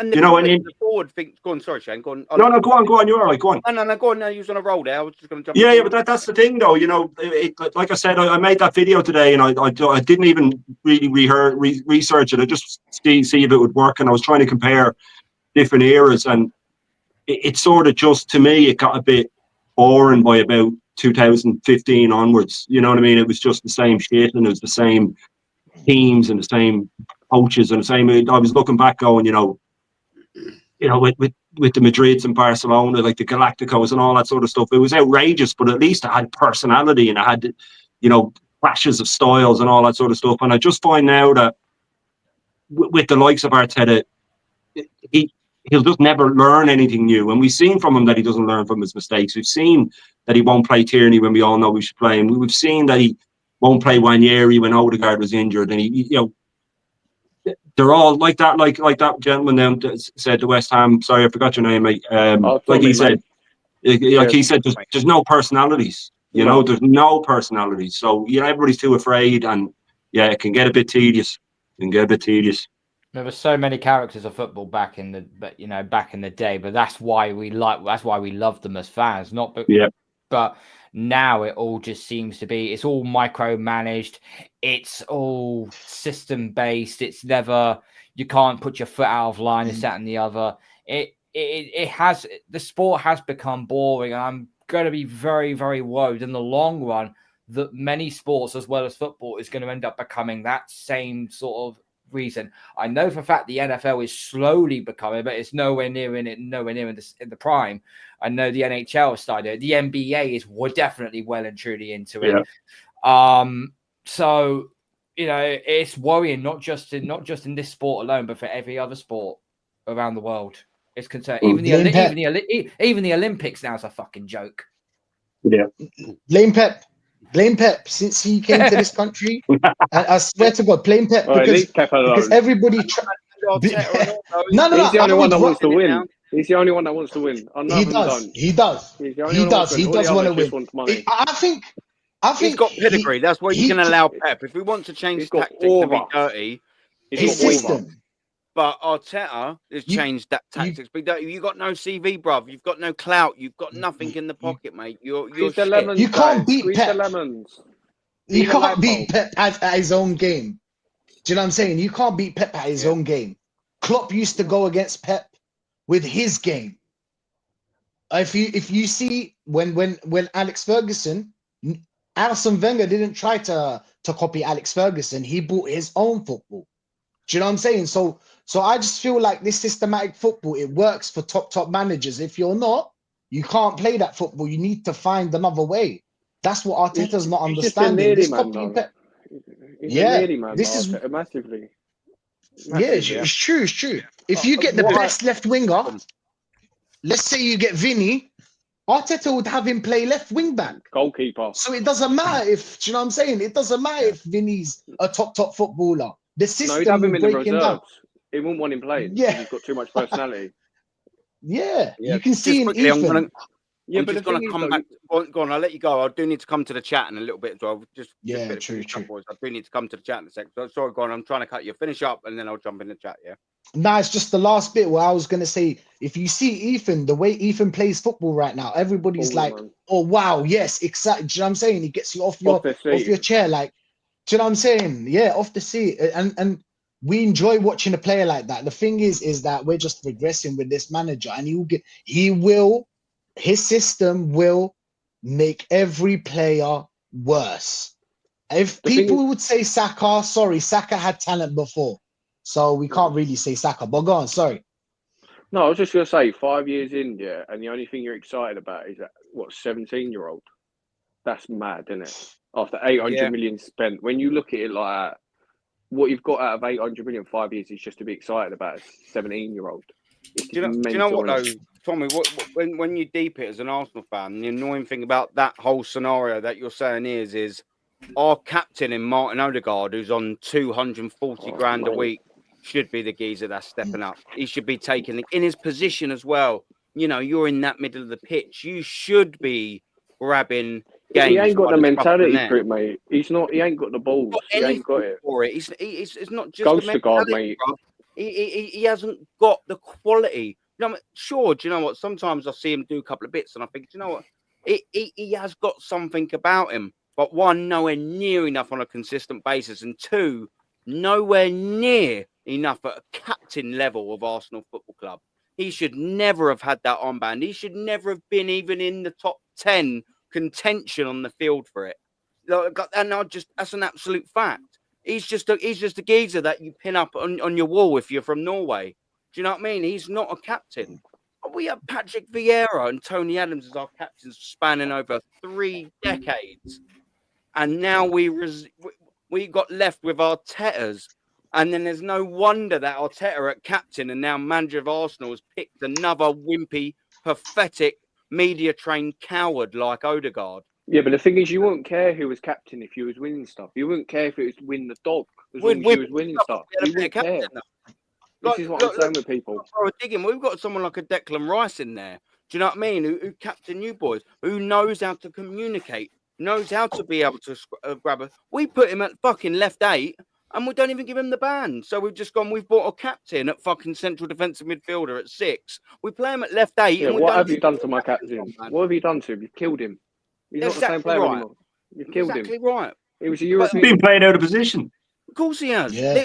This manager, like He's a bit overrated though. Declan Rice was unbelievable last year, and people don't ever add this in. They're like, oh yeah, but it was good last year. For the people that like him at left 8, he was at fucking 6 a lot last year because Partey was injured for the majority of last season. So he was at his natural spot. Oh, guess what? Man of the match, man of the match, man of the match, man of the match. There's no shock. Why was he fucking one of the best players on? Because we was playing him in his position, for fuck's sake. Well, now Mikel Arteta's like, oh, well, I need to play this 4-3-3 because this is what I do. Why don't you just revert to 2? Why don't you just have fucking Partey and Rice at that base? Like it would work. Why do you have to fucking have him Play Partey? field? He's He's centre back. He's a fucking centre back turned. This is what I always say. He's a centre back turned midfielder. Yeah. So he's not a forward line player. You're not a central attacking midfielder turned central defensive midfielder. So if you've always gone forward, you've got a natural attacking instinct. Declan Rice was a centre back, so his defensive instinct that's natural to him. So why the fuck are you playing him at left 8? Mikel Arteta for you. He's trying to do the box to box. Genius. Right, it's frustrating, boys. It's very, very, very frustrating. I will move the topic on, man, because I just thought when we brought it up, I just thought, you know what, it's double relevant. And the next thing here is strikers, yeah. These for me, the realistic ones that we're gonna be going for, and I'll come into Jez first on this. I mean, there's one I absolutely want. I mean, I don't actually know which one I want more. Isak because of the longevity and everything like that, or Kane to just piss Spurs off that extra bit more. You know what I mean? You've got to get over it. Got to get over Spurs, boys. Got to get over them. Yeah, this is really tied between my two there. They were in Woolwich first, all right? Get over it. Yeah. No. We've still got to screw them over in some way, shape, or form. So Campbell, we won the double, right? So I'm sitting there thinking Isak got Kane in Gyökeres, Sesko, and Osimhen. I mean, I personally think, boys, that we are like that Williams at left wing. I just think we're resigned to Sesko. But Jez, I wanted, sort of first off, or like, who do you reckon? Who do you want out of them 5? Like, who do you feel we'd realistically sign out of them 5? This is the question to everyone. And who do you reckon we'll end up getting? And the chat, jump in and all, man. What do you reckon? Who do you want, Jez? Who do you reckon? Who do you reckon we could realistically get? And who do you reckon we'll end up being fucking lumbered with? If you want my honest opinion, yeah, none of them. Don't say that. I was fucking hoping you wouldn't say none of them. Yeah.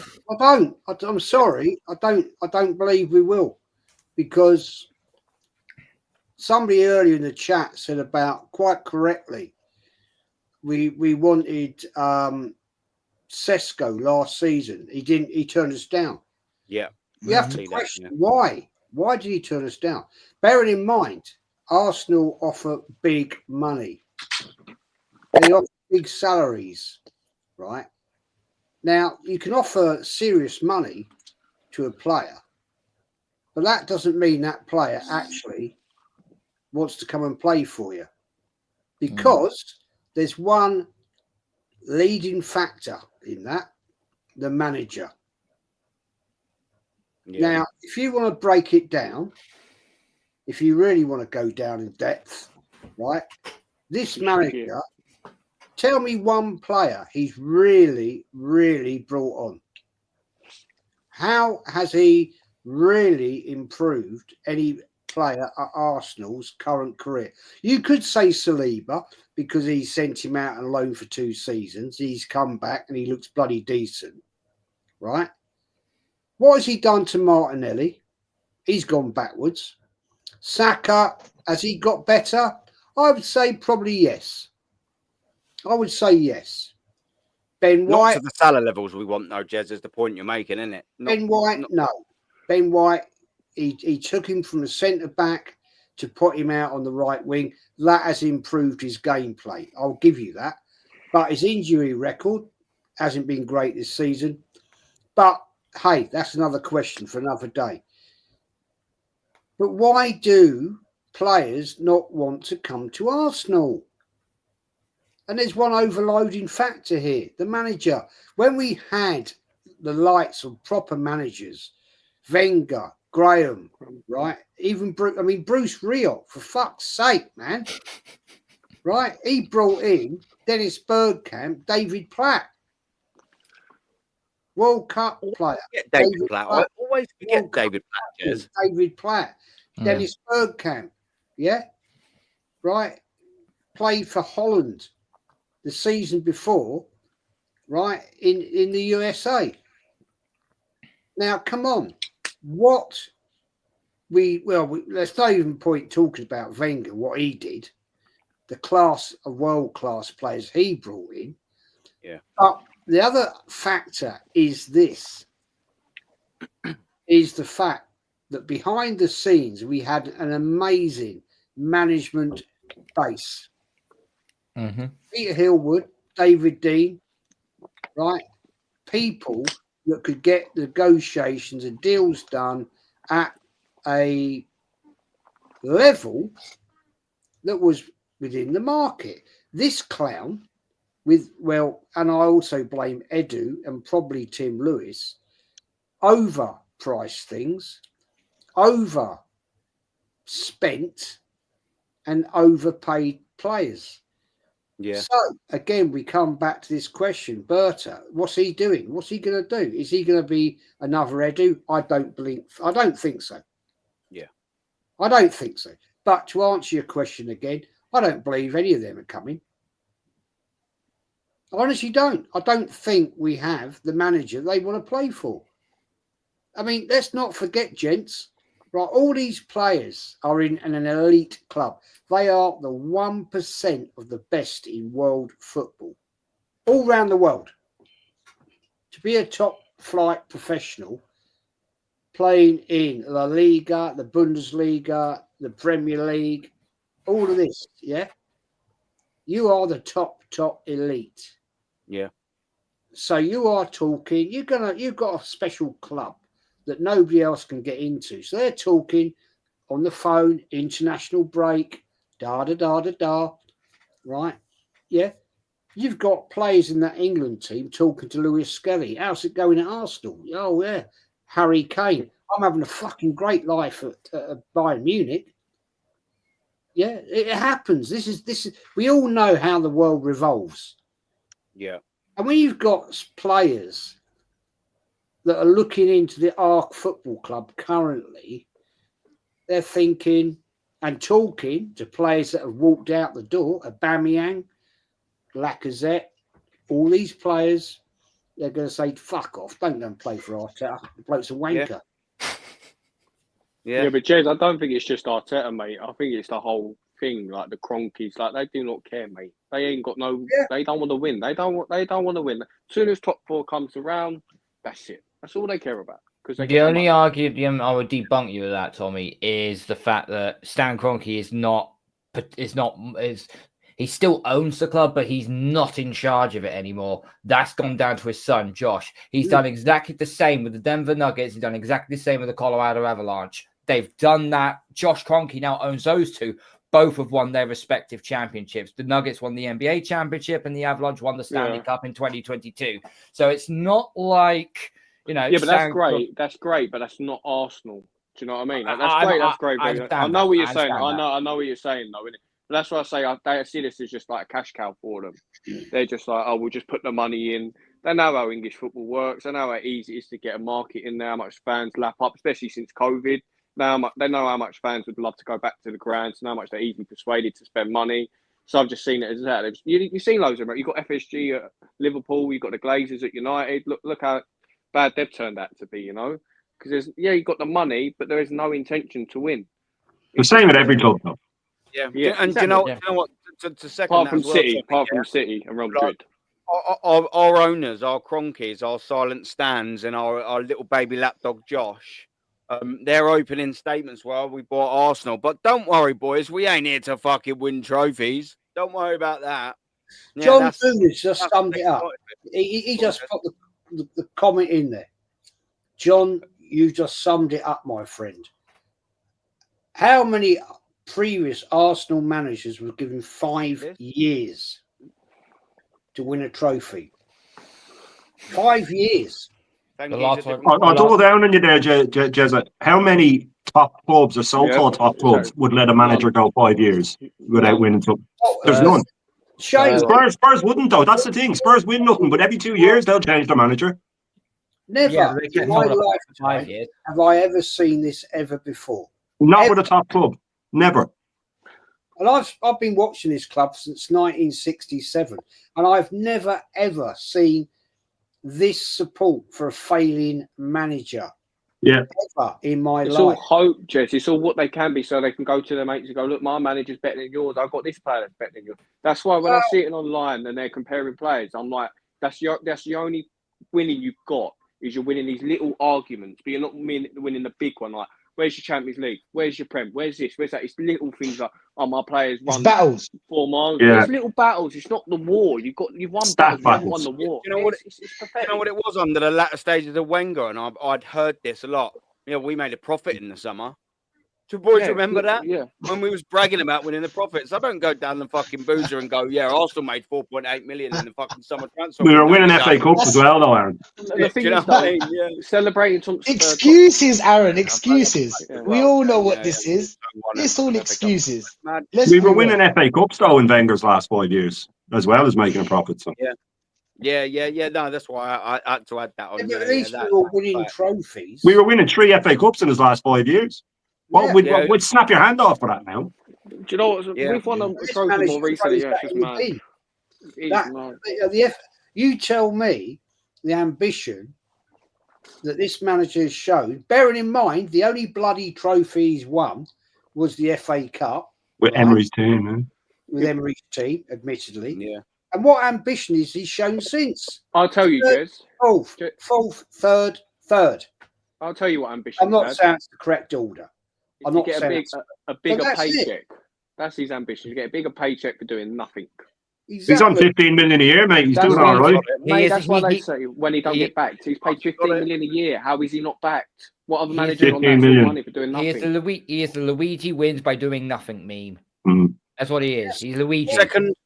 Second highest paid manager in world football. I mean, you expect. Oh no, results. wait, though, lads. I think we're being a bit harsh because we got the most points in the calendar year. So Yeah, that's No one true. gives a That is shit. true. Move on. you know, Another defender didn't make these fans, didn't they? That's bigger than the World Cup. That is. That is that's the shit. unbelievable. That's the shit that Arteta spouts out in press conferences and people eat it up. He makes up these stats, man. The They only mean thing that- nothing.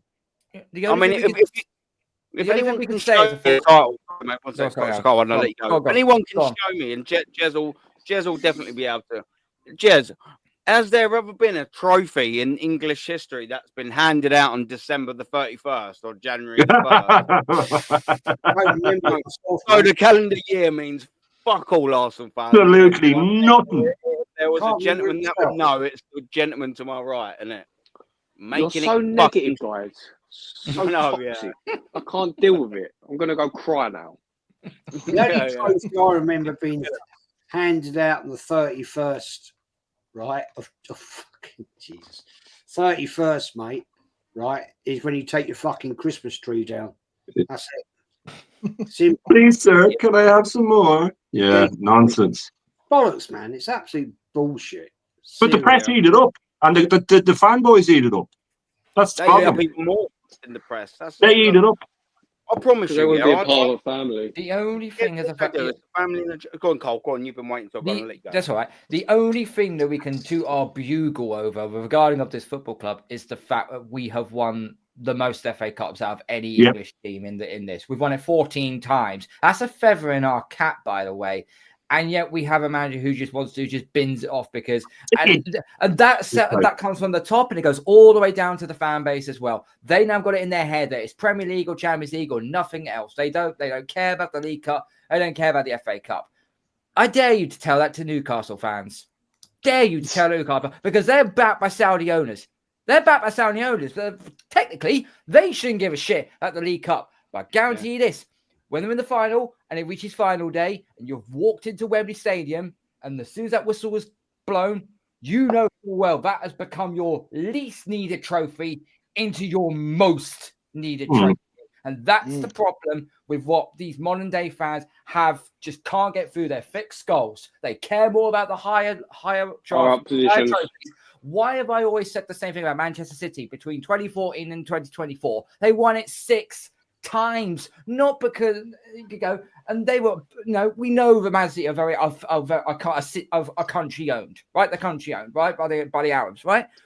But why did they win it? Because it's the first thing you win on the calendar. And if you win that, it acts as a springboard for the rest of the season. Look at all the managers that have won it. Mourinho won it with Chelsea first year and second year at Chelsea. Mourinho said that was one of his favourite trophies to win. Won it. Yeah. That's the thing. They were laughing about Arne Slot. They're laughing at Arne Slot because he went all out for every competition that he can. Like obviously what Klopp used to do. And when he lost the final to Newcastle, well deserved, of course, to Newcastle. They deserved that one. Everybody was laughing at him like he's not winning the Premier League. Do you know what I'm saying? And we somehow turn our nose up, or beggars can't be choosers. Do you know what I'm saying? We're beggars right now. It's not like we're winning Premier Leagues and Champions Leagues, and then you can turn around and tell us, hey, you know what? We're not gonna go strong for the FA Cup or a League Cup because we're going for the Premier League or the Champions League. We're not winning either. So might as well pick something up while we're on the journey or destination. Like David Raya. What did David Raya say? Yeah, this is what David Raya said, guys. Yeah, it's a matter of time. This is what he said. We are going in the right direction. They're using that word a lot right now, like direction. To achieve things. What way, It is a matter of time. We don't exactly what direction. You're right, and just stagnate, shall we? Or are we going forward? What direction? And look and Aaron, look at the last bit. It is a matter of time. So what you ain't we don't got know. time, mate. Do you know what I'm saying? What is the time? You got Newcastle, you got City, you got Chelsea, you got United all coming for you, and mate, do you know what? That swoops me nicely into a point that I can make as well is that, do you know what? If Arsenal have another window anywhere near that fucking shambles of a window we saw last summer where Prick El Marino came in, the useless absolute waste of space that we now have up front. No, he's goal celebration. Goals though, yeah, that's it. Yeah, it's embarrassing. And Calafiori, yeah, that's it. Yeah, I mean, he's a waste of space. He's not a fucking striker. I bet he's barely a footballer. One of them, probably you can make an account for 2 of the goals weren't even intentional. But I digress. When he runs, he goes backwards. That's how he literally goes backwards when he runs. He's probably a retarded crab. He just goes in all directions, apart from the way that he wants to go.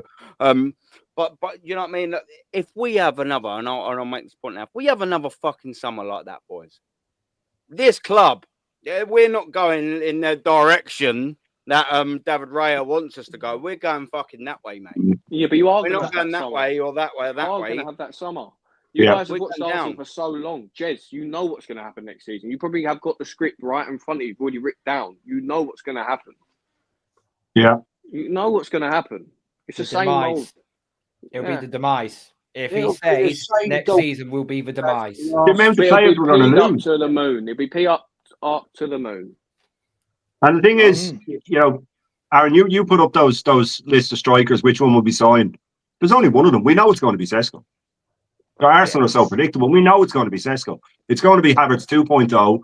And you look at what have you got? Isak. Number one, we wouldn't pay it. Number two, Arteta would end up playing him out to the left to try and reinvent him and to keep Havertz in the team.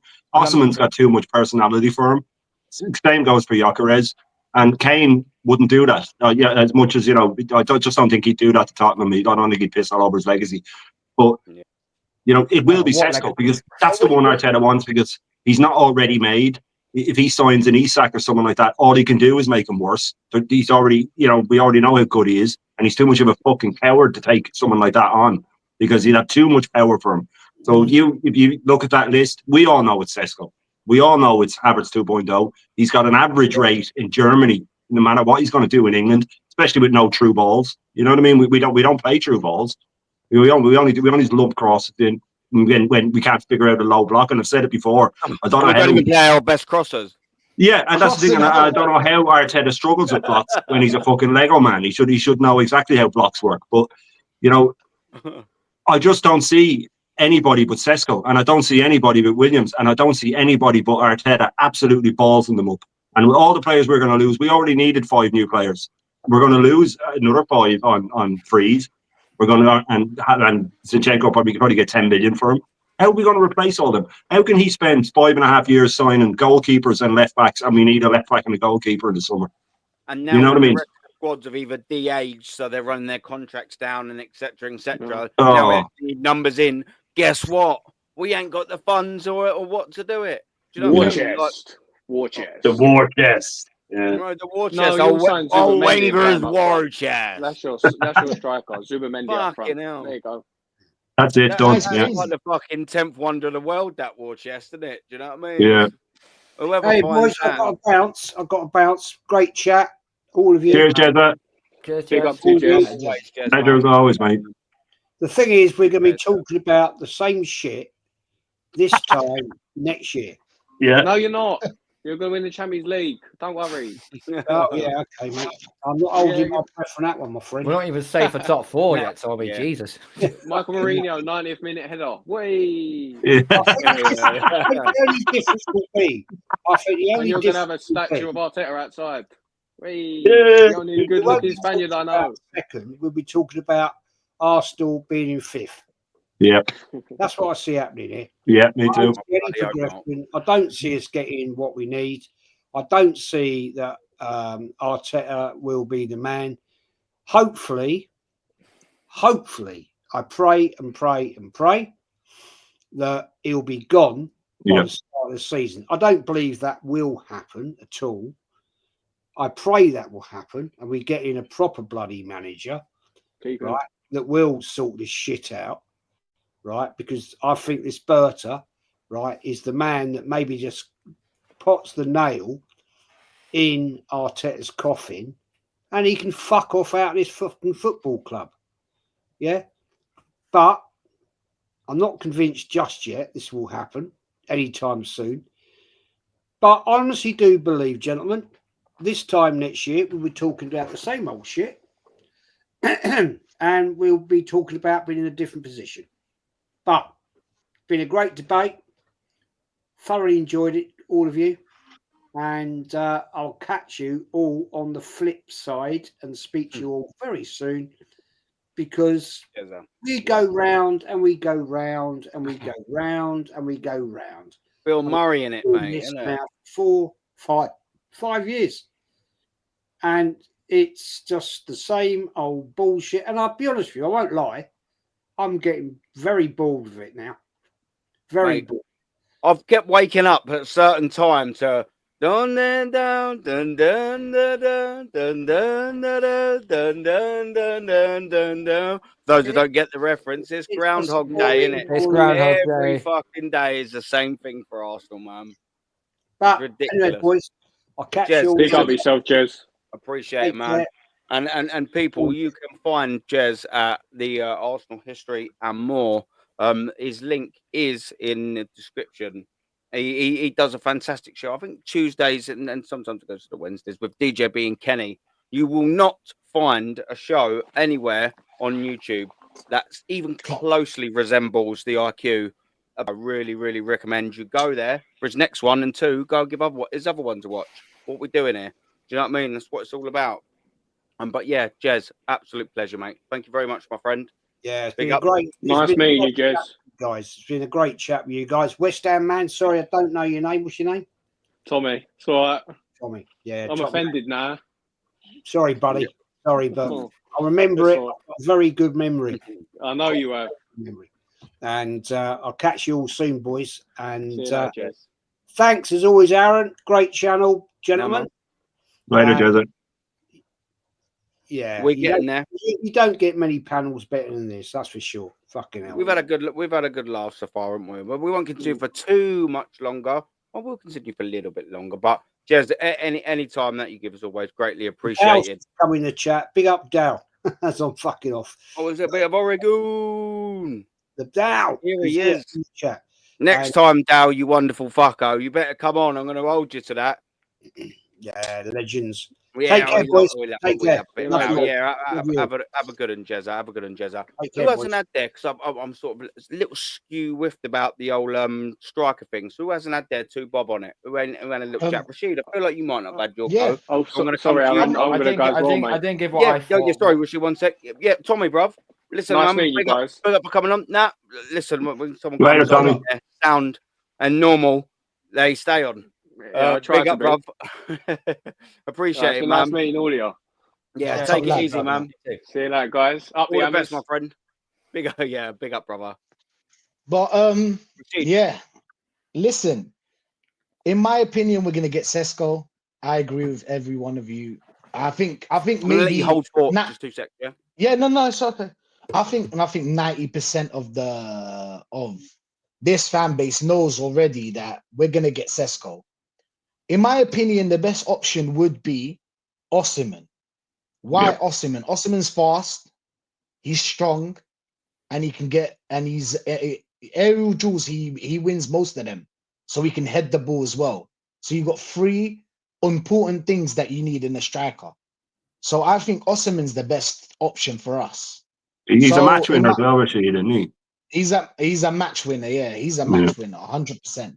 I Do you would think he love has too if much Kane- though for Arteta? Do you think he has too much personality for him? Yeah. Yes. Yeah.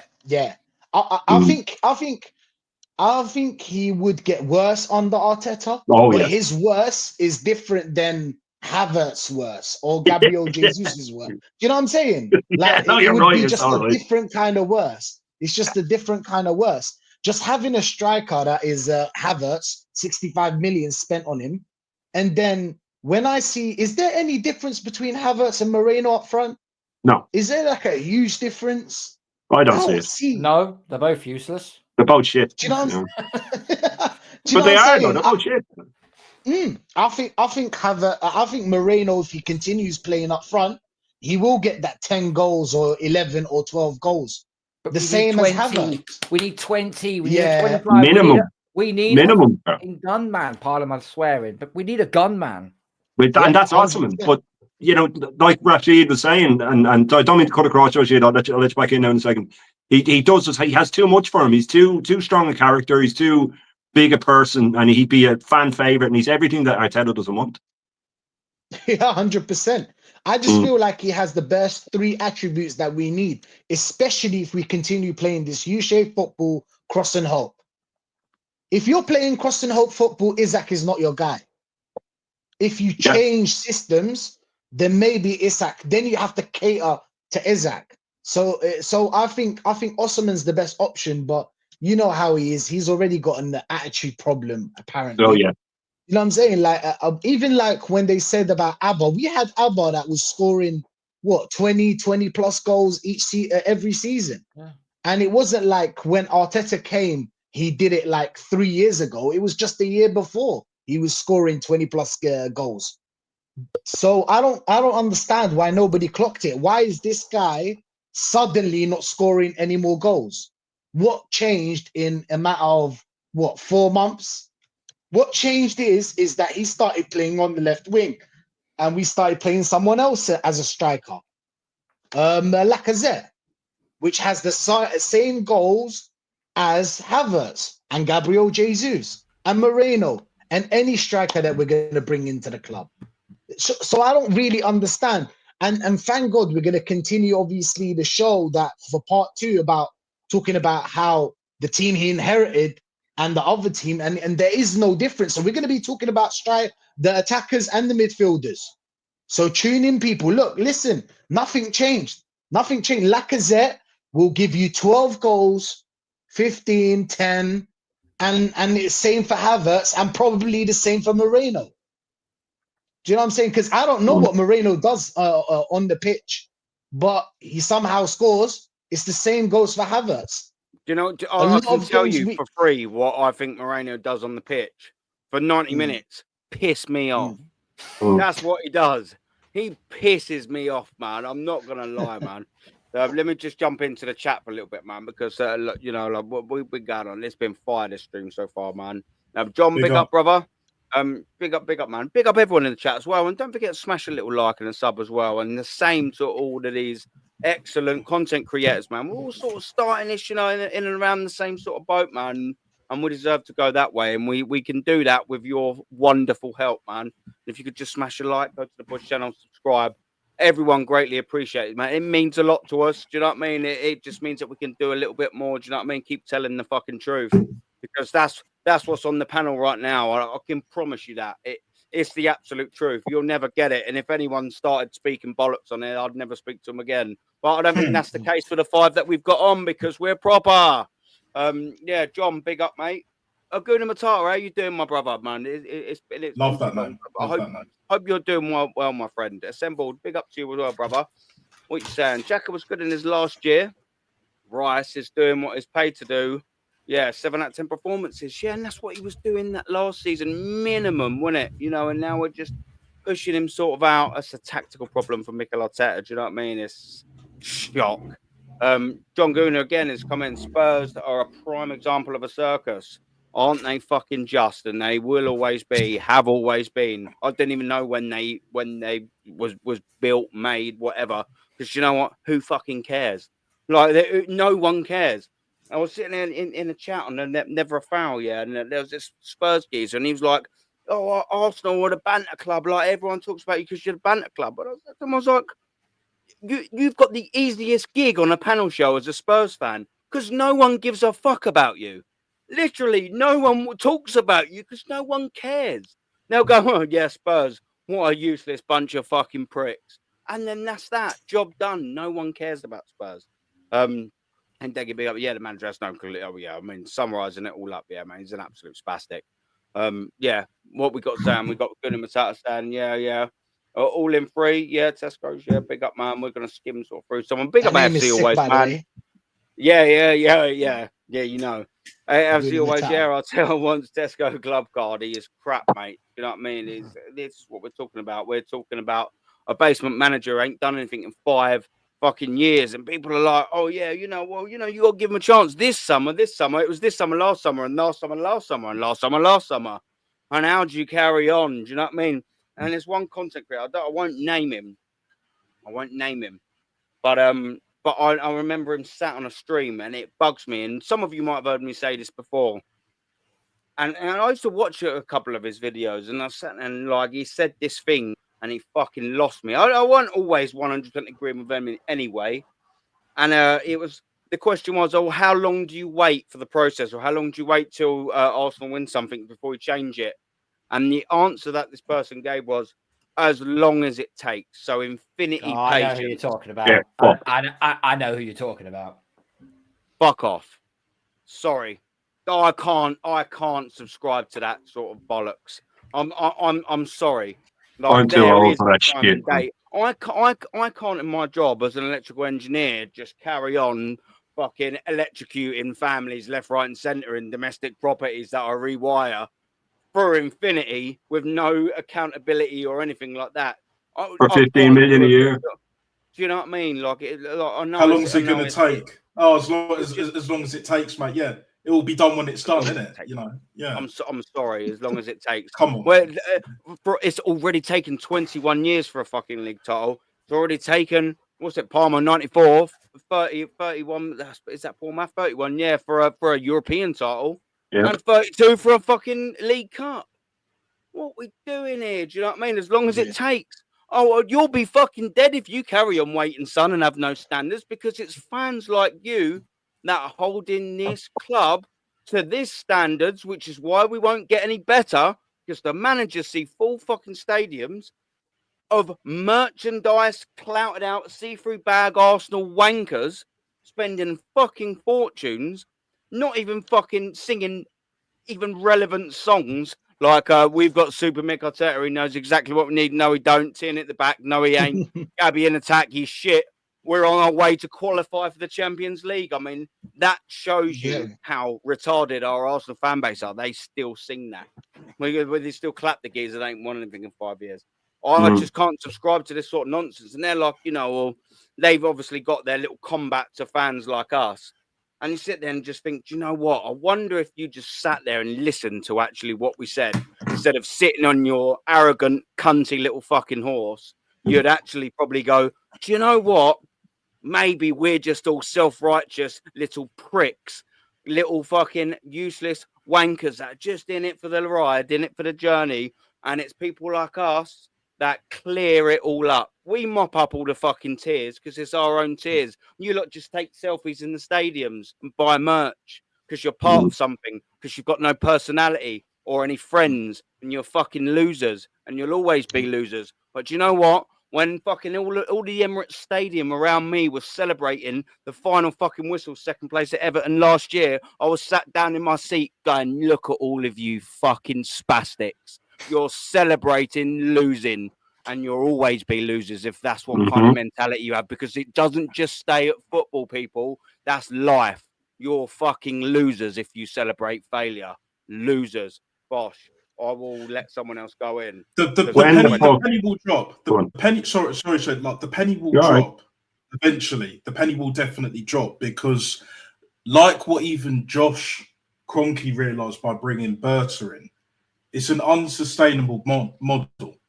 There is only so long you can be a loser. Like there is only so much shit that you can take. There is only so many L's, so many losses that you can have on your resume, to the point where it's just like, this can't go on in football and in life. Like, you know, the buck stops somewhere.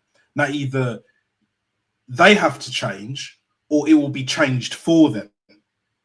And it will be the latter, because a lot of people don't want to change and are afraid to change. Again, I'd say that's the latter, because they're way too comfortable. They're way too accepting of what's going on and how it is. You know, well, what can we do in it? Like it is what it is. But I say it's a culture thing. I say it's a culture thing. Like it's especially in this country. Like we know. Like if you live in the UK, if you live in Ireland, if you live in the West, like it's rife. It's absolutely rife. You know, people just accepting crap day in, day out, day in, day out. And the only way it changed is really and truly if something catastrophic happens. And what I love about this Berta guy is that he won't take shit from Arteta. And if his hands are tied, he will walk. He won't even do a Raul Sine and, you know, be outed and, you know, forced out the door. No, he'll just walk, innit? You know, he can see a mile away if he's being set up and all of that shit. He will walk. And there's only so many times Arteta can just blag it. Because like I mentioned before, give it a few years, Sky Sports, Talk Sport will be hiring. Because he's not getting another job after this. There is no way Lego is going to get a job. Like no chance. And he's way too arrogant. He's way too narcissistic to take a job that's below him.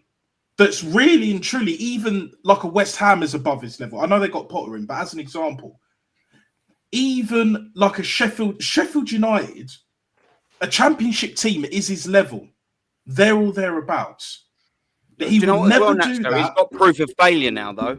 He didn't have proof of failure before. He's a good salesman, Arteta. When he got the job, he tricked him into hiring him. He ain't got that no more. He's got half a decade of fucking failure on his CV this time. Yeah, but the problem absolutely condemned. Yeah, go on, Rashid. But the problem is, I just wanted to add something. And then I'm going to bring Macy in. Yeah. The problem is that Arteta now has Arsenal in his CV, and he has second place. So I don't think he's going to drop to the Sheffield's level. I think this is to the fans that say, "Oh, look what he's done for us. Look what he's done for the club. We've done for him. We've done a lot for him too. We gave him a CV. Not a lot of managers get a top club like Arsenal or Chelsea or Man United or these top clubs to be their first clubs. Most of the managers actually work from the bottom to the top. They actually go to other countries or or here in England. They manage average teams or lower teams, and then they work their way up to a big club. We gave this guy a big club straight away, so I think we gave him something too. Sorry, Natstar, but yeah. No. You're all good, brother. You're all good. We gave him a lot of fucking money, mate. Like, listen, and you know what he's done with the great opportunity that Mikel Arteta had is he's pissed it up the fucking wall. He really has, because he's had opportunities to win titles here, opportunities to win trophies here, and he ain't done anything. Look, Shane needs to go. Shane, listen, man, it's always a pleasure having you on, man. And I just like you taking it. I've always, you know what I mean? I always sort of navigate and or gravitate rather to sort of the older heads when I'm out and doing everything like that, because I always like talking to people who's been there, seen it, and done it. You clearly have, man, and that's fantastic that you're on the channel, getting yourself out there, and you're doing a lot of bits on your channel, man, and shout it out. Yeah, thank you, Gunnar. Got a few videos that I went up today. Like I said, I've got that one now where I'm taking a look at football nostalgia, and was it really better when we were young? I just did I tried to just hop on and do one. It took 20 minutes, and I just ended up rambling really. But I'm going to break it down now to each decade and sort of go through the best parts of that and see, try and add it up and see what was better. And then I think once it's done, then I might look at getting a few of yourselves on, maybe just to go through it as well and do a quick live one with it in a week or two. But I'll see how that goes. But yeah, I always have my shorts going up and always have the long videos. And like we said in the chat, to the chat, get in there and hit all our subs, because it means a lot when we move up and we keep doing this for you. So cheers, lads. Cheers with me, Carl, Natstar, Macy, and Aaron. I'll talk to you later, boys. Yeah. Cheers, man. I appreciate it always, Shane, bruv. And do you know what as well? Yeah, now that you said the name Macy. And entering the Arsenal chat. Yeah. The World Wrestling Federation champion. Yeah. Macy. This is my quote, guys. Finally, Macy Tamuri has come back to Aaron Talks Arsenal. Go on, man. You always put a smile on my face, my friend. I'm telling you, man. Yeah. You're a card. I like quirks about people, man. You're a funny fucker. You've come on here to talk about Arsenal and probably wrestling a little bit as well. Mix it in for me, man. Like fucking just make a blend of it all, my friend. The mic is yours, and I'm grateful it is. Thank you very much for your time, my friend. What you got to say, brother? Yeah, no problem, Aaron. It's a pleasure to be on your channel once again, and and it's great to I brought this fly catcher with me because this is this is like Northside's like speciality, because he always brings this his wooden spoon with him. And this season, like for me, we ain't gonna beat Real Madrid. I can tell you this because I just seen England. They scored today against Albania, and the person who scored that goal, big up to him, Miles Lewis-Skelly. A big moment for him to start for his country and to score his first goal for them. I'm proud of him. But the thing is, he should not start against Real Madrid, because Real Madrid are the bull sharks of the Champions League, because they will absolutely slice us apart like the real sharks do. And this is why I'm worried for Lewis-Skelly, because he is going up against a proper baller in Rodrigo. And if Lewis-Skelly gets cooked by Rodrigo in the Champions League, then Skelly is done for me. So I want Kieran Tierney to start in the Champions League. And I know that this manager doesn't favor Tierney, but if I'm the manager, Tierney should start in the Champions League against Real Madrid, because he can defend properly and he can cross the ball well, something that none of our left backs can do. And the good news is the Sofia Carson Italian is out with an injury, and that's good news because I can't stand him. Every single time, our fan base, they gas him up like he's a wild horse or something, but he has done nothing because in the West Ham game, he got cooked by Wan-Bissaka, and all the top gooners continuing to show their loyalty to their wild horse. But I got news for you. He ain't no wild horse. He is a modeler. He should go and model in Hollywood with Sophia Costa. On the catwalk. On the catwalk, baby. Together, you know? Yeah. And and as I said, like, this Champions League will decide whether or not we have what it takes to win a trophy. And I don't believe we will win a trophy with this manager because of the fact that he has like downgraded this football club and has absolutely destroyed every single one of these players' confidence. And the biggest worry, Bukayo Saka, if this manager rushes him back too early against Real, then Saka is finished because he is going to go through that same darkness that Michael Owen and Wayne Rooney went through when their careers were finished at football. Because the best of Michael Owen was when he went to Real Madrid and he was balling there. And the best of Wayne Rooney was when he went to Manchester United in 2004. I don't want Saka to go through that dark struggle that Owen and Rooney went through. If I'm Saka, I should just like rest up at home and recuperate from the injury and start in the other Premier League games, not the Champions League, because the Champions League is just like it's like a catwalk because we ain't gonna get past Real Madrid, I can assure you, because they've got a far better squad than us. And people have the audacity to compare, to say that Declan Rice is better than Camavinga. Well, Camavinga has been winning trophies, but what has Declan Rice won since he came to Arsenal? The only Community Shield. Yeah, that was it. But the one thing Declan Rice did win was the Conference League. He was at West Ham, but he has not won nothing at Arsenal. So what makes our fan base think that Declan Rice is better than Eduardo Camavinga? Camavinga will absolutely cook him up. Him and Jude Bellingham, even though I don't rate Jude that highly, he will turn up against us and he will put on a show for Real Madrid. And I can assure you, Carlo Ancelotti is not going to listen to that North London Forever song. He is just going to say to himself, nah, fuck that. I'm just going to dismantle Arsenal. I'm going to destroy them anyway. And I don't even care about that shitty song anyway. That's the level of a manager right there, because he ain't going to listen to that shitty song at Arsenal. He is just going to mind his own business and put on an amazing show for Real Madrid, because this is Don Carlo Ancelotti. He is perhaps the best manager in all of European football. Him and Jose. Yeah, him, Jose. He's guaranteed in the top 5. I mean, guaranteed. Him, Jose, Inzaghi, Simeone, like all the other legends, Ferguson, Wenger, all of these legends, like they are all. Wenger ain't in that top 5. Sadly, he's not. He's not in the top 5 probably. Pep, I would say, it ranks that list as well. Like, he has won everything, but this season he's fallen under a cliff. But next season you will see the rise of the Megalodon Sharks, and hopefully they fucking bite Mikel Arteta. Do you know what I mean? Yeah. Hopefully they eat that little prick, but they're probably spitting back out. Having too much hair gel and all that.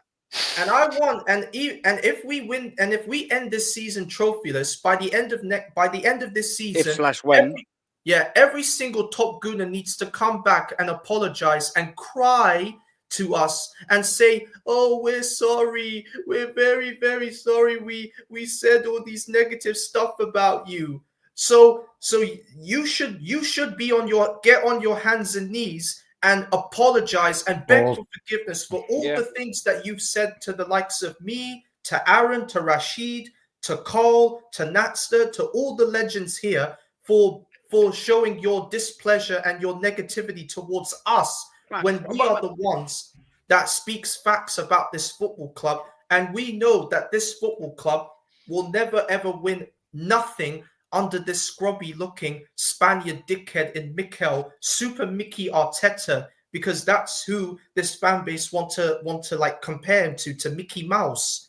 So do you know what, matey? I'm going to stand with you there and all. Do you know what? I'm only going to spend next season hydrating myself off of the Top Gooners tears. What do you reckon on that? And it, do you know what I mean? I'm not even going to drink water or anything like that. Just crying little bitchy tears of the Top Gooners saying, "Oh yeah, sorry, maybe you're right. This manager weren't anything." But you know, we'll probably be waiting a while for that, man. That's the sort of frustrating thing. The thing Go is, on, finish up, man. The thing is, Aaron, like I've seen a lot of our fans saying that Zubimendi and Isak might come to our football club. Do you really think that both of them are gonna say Arsenal's the right club for me? No, because why would Zubimendi leave Spain? Because he's happy there. If I'm him, maybe I should go play for Barcelona or Real Madrid, because if he comes to Arsenal, this manager will absolutely kill his career here. The same with Isak, because look what Isak's done right now. He's won a League Cup with Newcastle. Yeah. There ain't no way he's coming to Arsenal. If I'm him, he should just stay at Newcastle, or he can go and play for another big club, but not Arsenal. I don't want him. Yeah. I don't want his career at Arsenal to get ruined by this manager, because every player that this manager has bought over the years, he has absolutely destroyed their confidences there. And if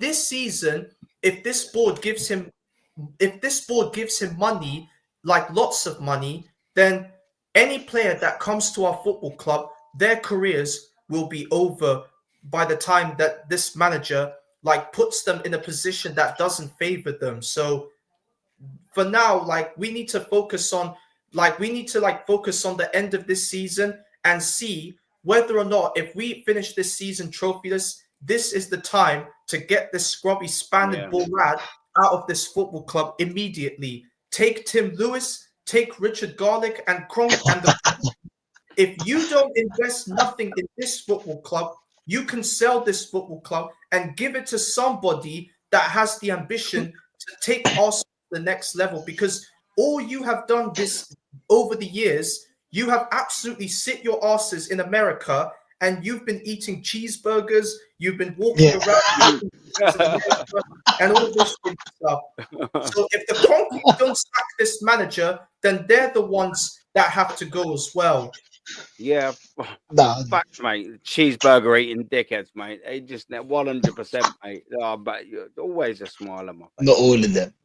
Yeah. Do you know what I mean? Like it's just frustrating, though, Macy, man. This is what I'm saying. The fact that you're saying about getting this manager out, but do you know what depresses me the most out of the whole entire thing?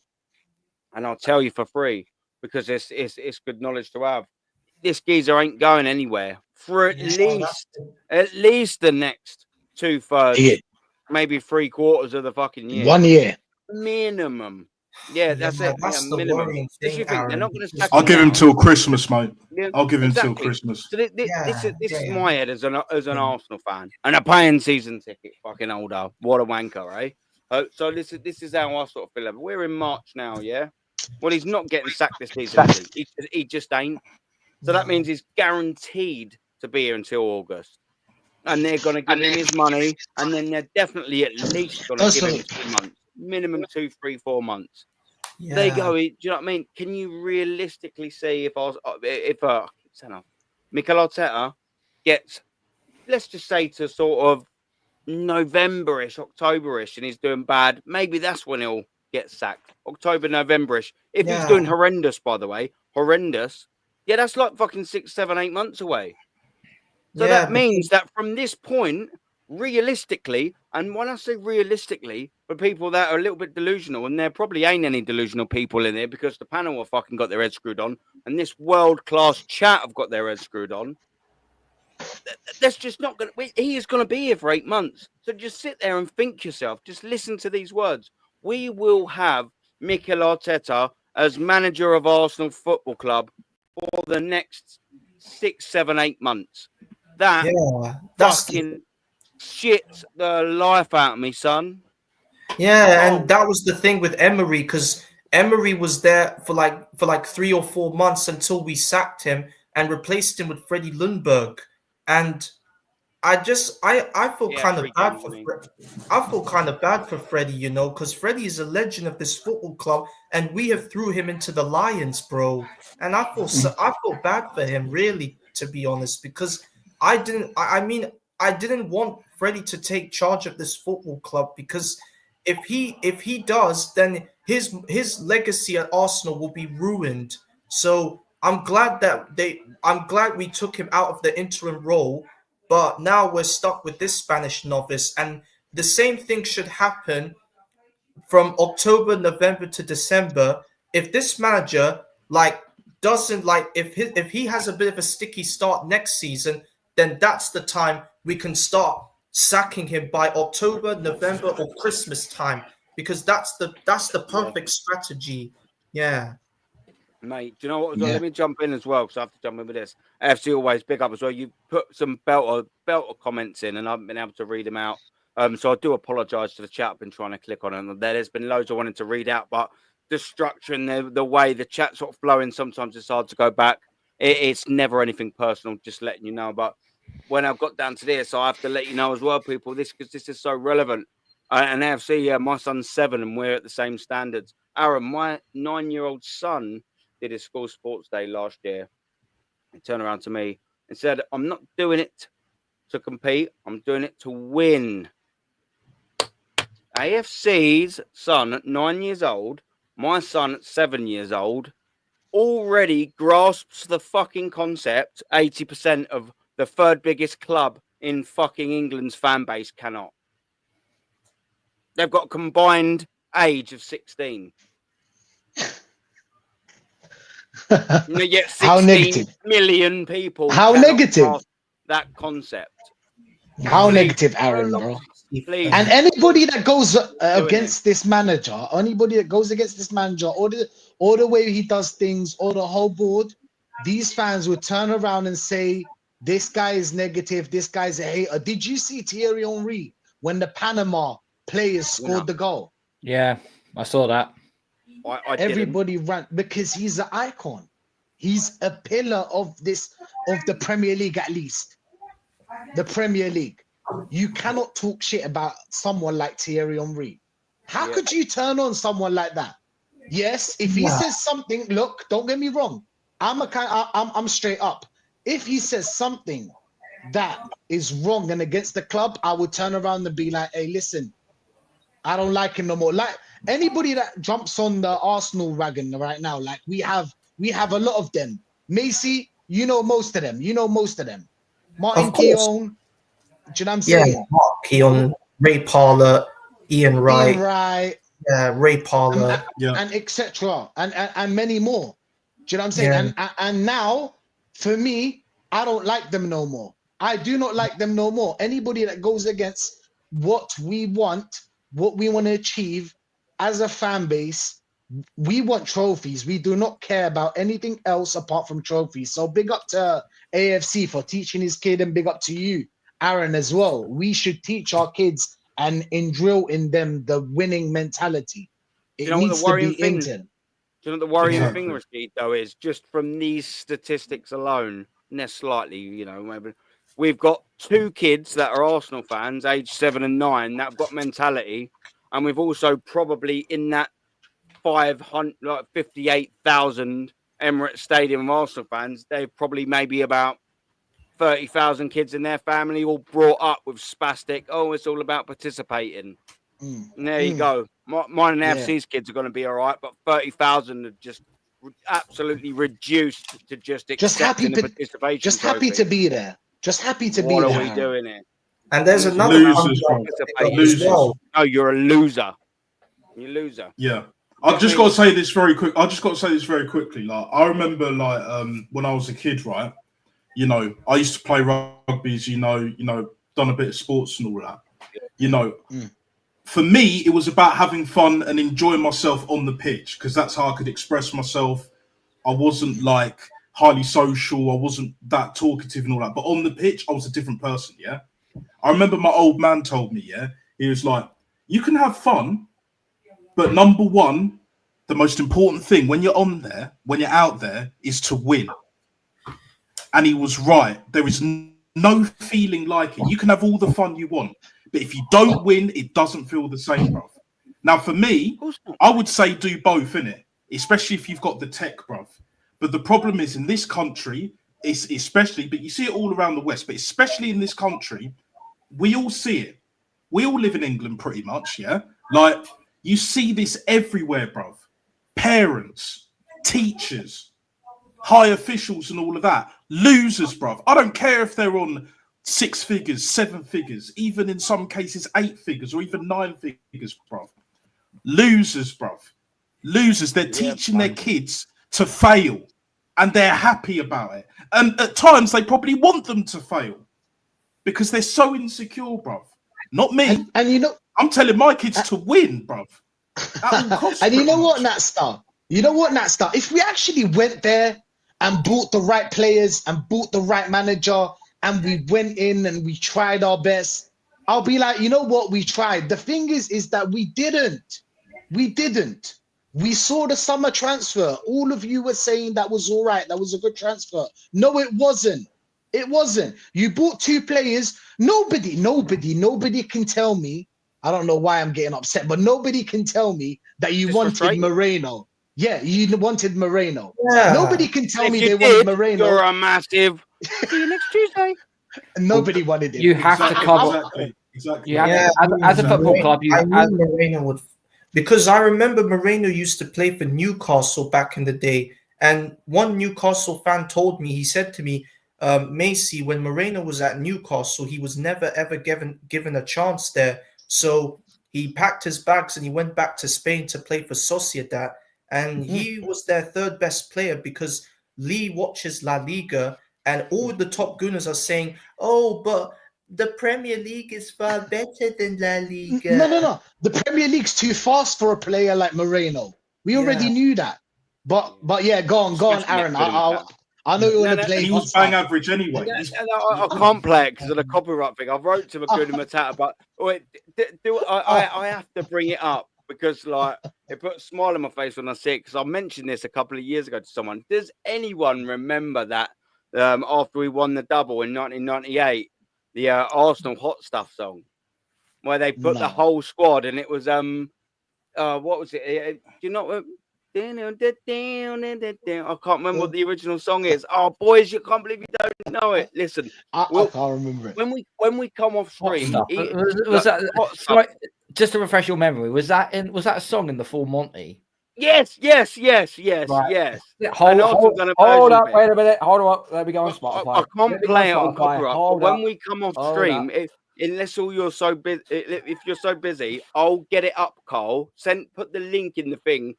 Chat. I'd love to be able to play it to you because by it's Donna a Summer. Belter. It was by Donna Summer. Yeah. Started at the seas and nothing stopped us. Yeah. Everything was going right. Well, if you know, you know. I got it.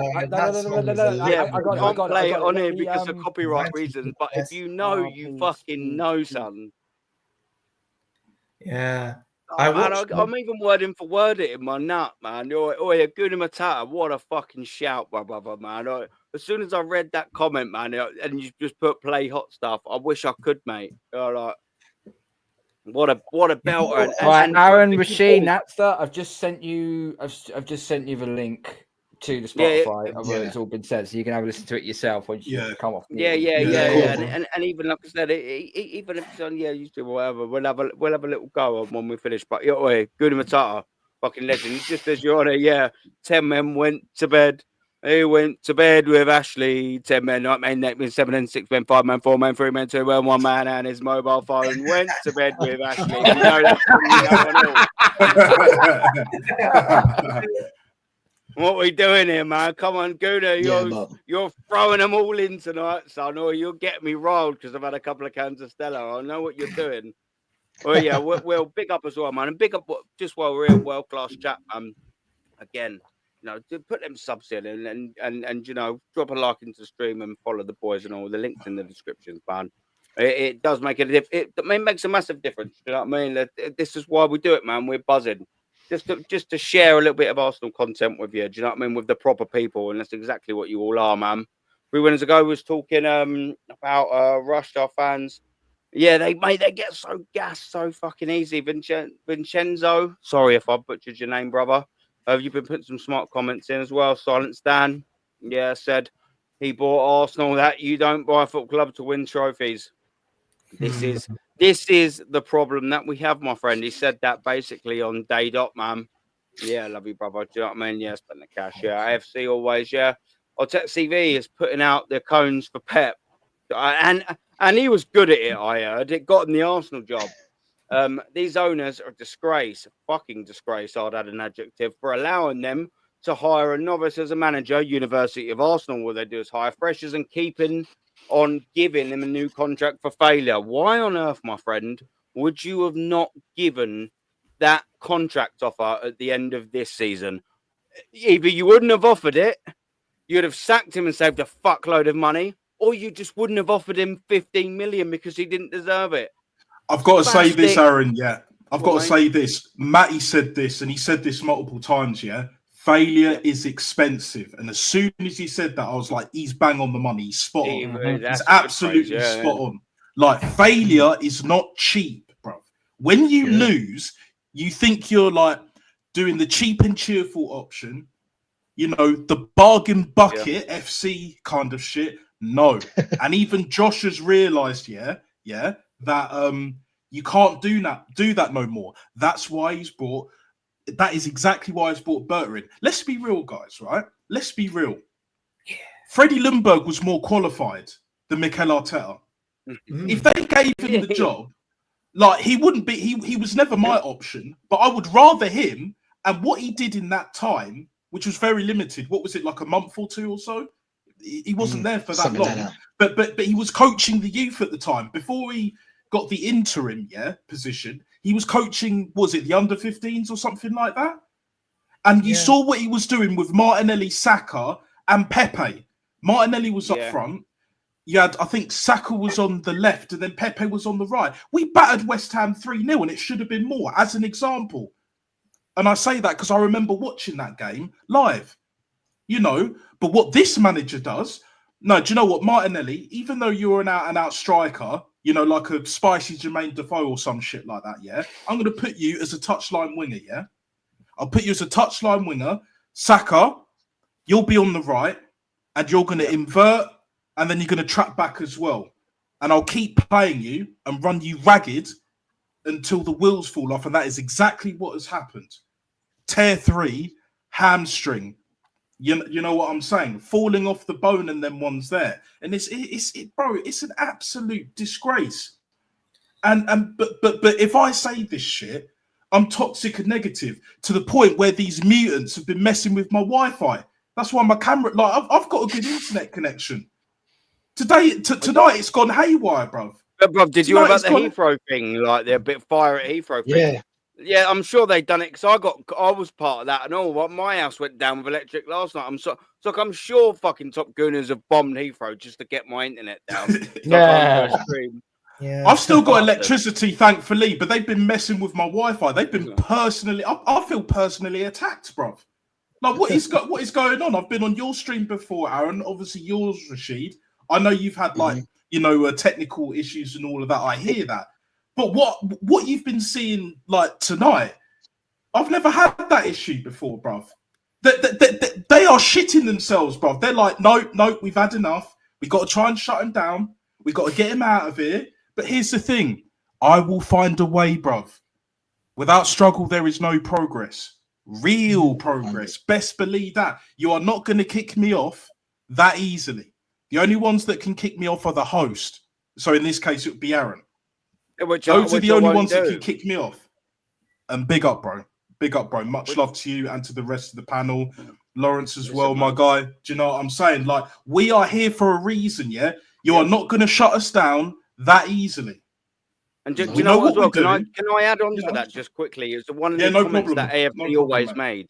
And I wanted to try and get it in, but, you know, obviously the host, sometimes it's just difficult to get a comment in, but AFC always said, and he was like, fuck me, and I'm paraphrasing. He was like, fuck me, we've got a good community here, haven't we? And do you know what? AFC always, my boy, we fucking have, mate. That we fucking have. Lawrence, I'm going to jump you in, man. How you doing? A little bit late, but, you know. Yeah, just late been watching the England game.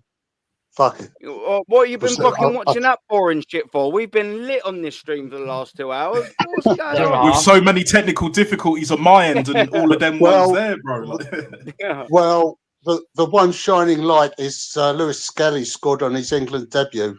Mm-hmm. Yeah, what was the goal log? I don't think any of us. Bellingham played the ball. Bellingham played the ball through to him, and he tucked it underneath the keeper. Just a smart finish, yeah. Buzz him. Yeah, Oh, you smart take him. finish. The net report. That's all we can And fuck about, isn't it? also- Yeah, not only for Lewis Skelly to score in his debut, but also for Thomas Tuchel to make a winning start for England, because like this is the time now for England to start competing for trophies, because because do you remember when Southgate got sacked and every English pundit, including Gary Neville and Carragher, they all said, "Oh, but England should go and get another English manager, go and get Potter or Howe." I mean, I would take Potter or Howe at England, but what are they going to do? I mean, they are going to play good football, but they're just not good when it comes to trophies, when it comes to competing for trophies. So the time has come to go and get a manager who is not an English, but from another country. And that was the perfect choice for us to get Tuchel in, because Tuchel has won them all. He's won trophies at PSG. He's won trophies at Chelsea. He's won trophies at Bayern Munich. So Tuchel, for me, a world-class manager in my own mind. And hopefully by next year's World Cup, we could win that trophy if he does not do the same foolishness that Southgate did. He's a very shrewd manager. Very, very good tournament manager. Is all I'll say to that is when it comes to a tournament, he does usually ends up going to win it and so on. What I liked about Tuchel though was the interview he had on ITV prior to the game a couple of days ago. He literally called out Southgate. He literally called out the bullshit that was going on and what was wrong, and he had a list of what was wrong with this team. And they gave him his reasons why. And when he said, how can you help? He said, they need to win. They need to have that mentality side of having to win. And I'm like, thank fuck for that. We actually now have a manager in place now that has been screaming what we have been saying for probably since Terry Venables. Yeah.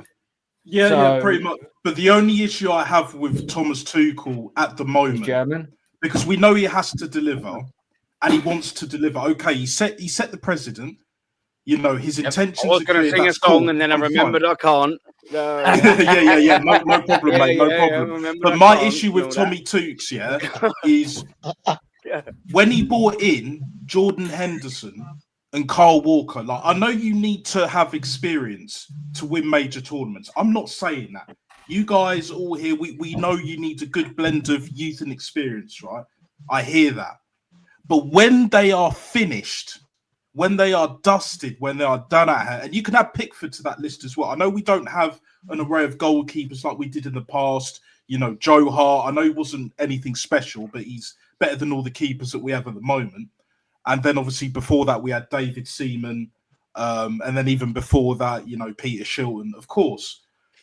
But there is talent. We've got talent. England has talent that could fill those positions in that centre mid and at centre back / right back. So at centre mid, for example, instead of bringing a Jordan Henderson, why don't we get an Angel Gomez?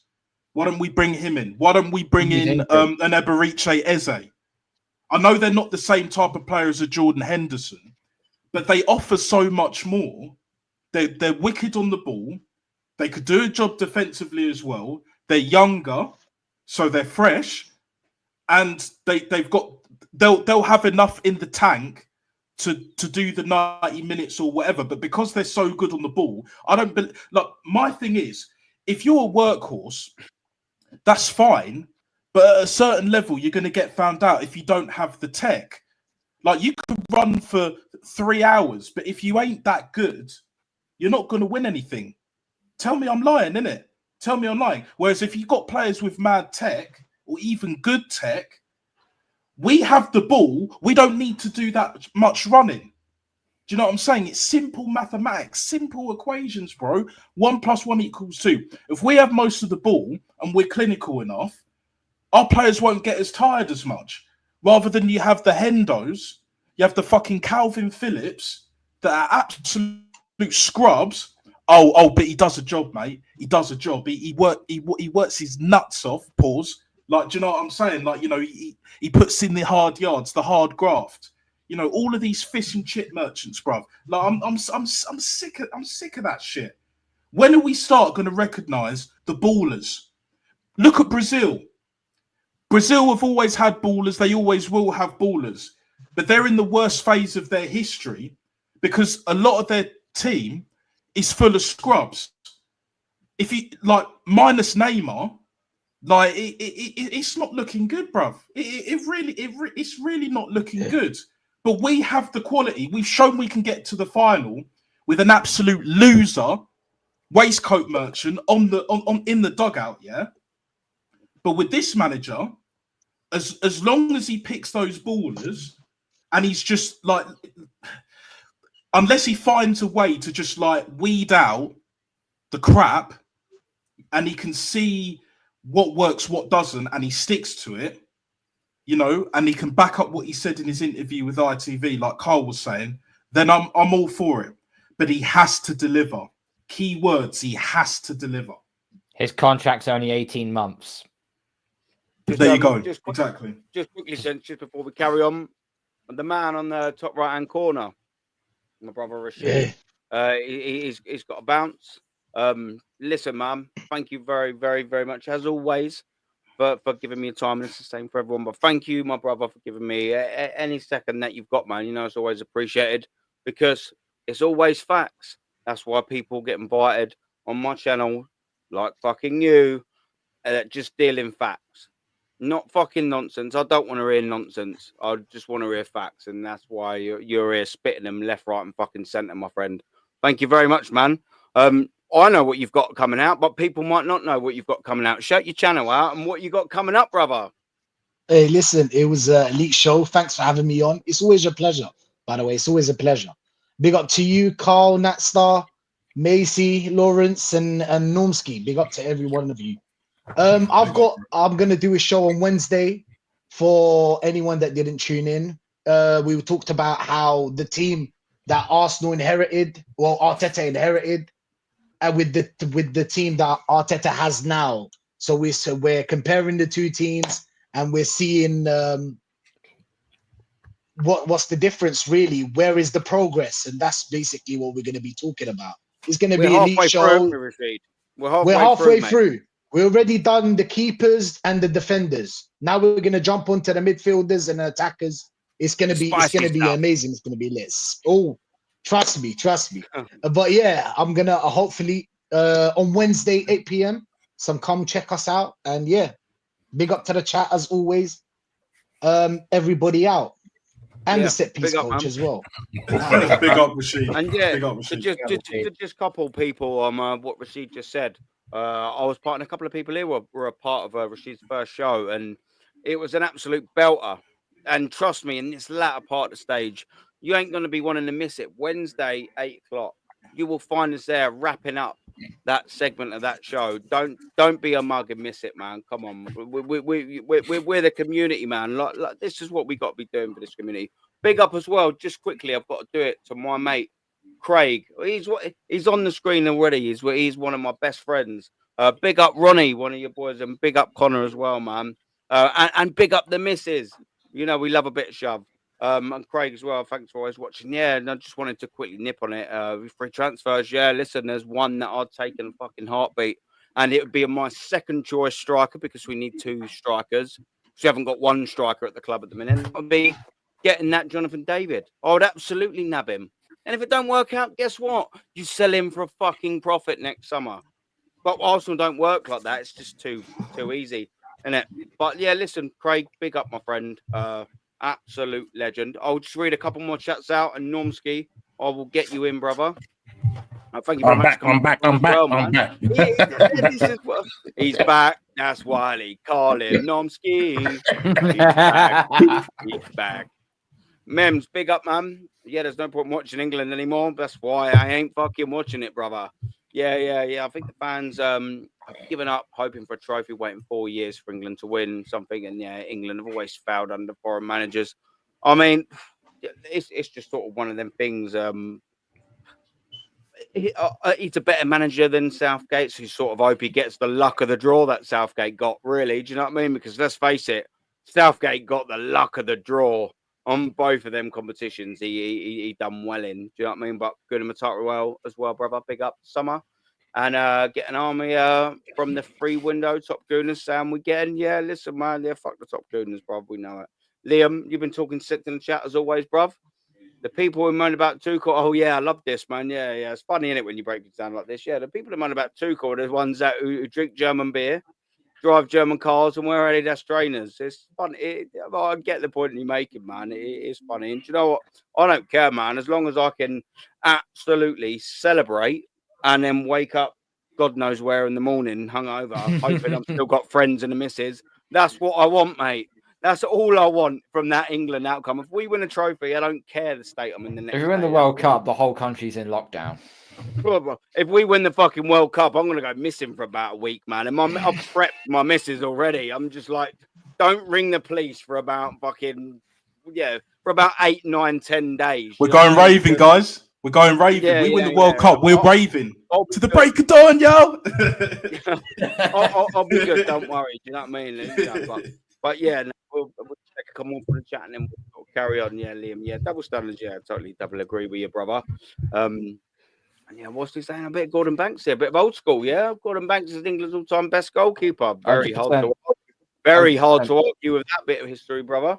History just needs Peter Shilton. This is what we're saying. Yeah, but even David Seaman, do you know what I mean? More recently, do you know what I mean? They were fantastic players, but you know, one of them's got a World Cup trophy to their name. Yeah, as age 26. I'm going to get you in 2 seconds. 2 seconds, Norms. Just give us 2 seconds. Great podcast. Oh, that's what we're trying to do. You know what I mean? I've been trying to work it into an okay podcast. Some people might watch to a good podcast, and hopefully it'll be a brilliant podcast that everyone loves because I've got fantastic guests like these on, and I've got fantastic guests on like Norm's on, man. I don't know if you've been listening or I haven't. So you'll have to get me up to date, man.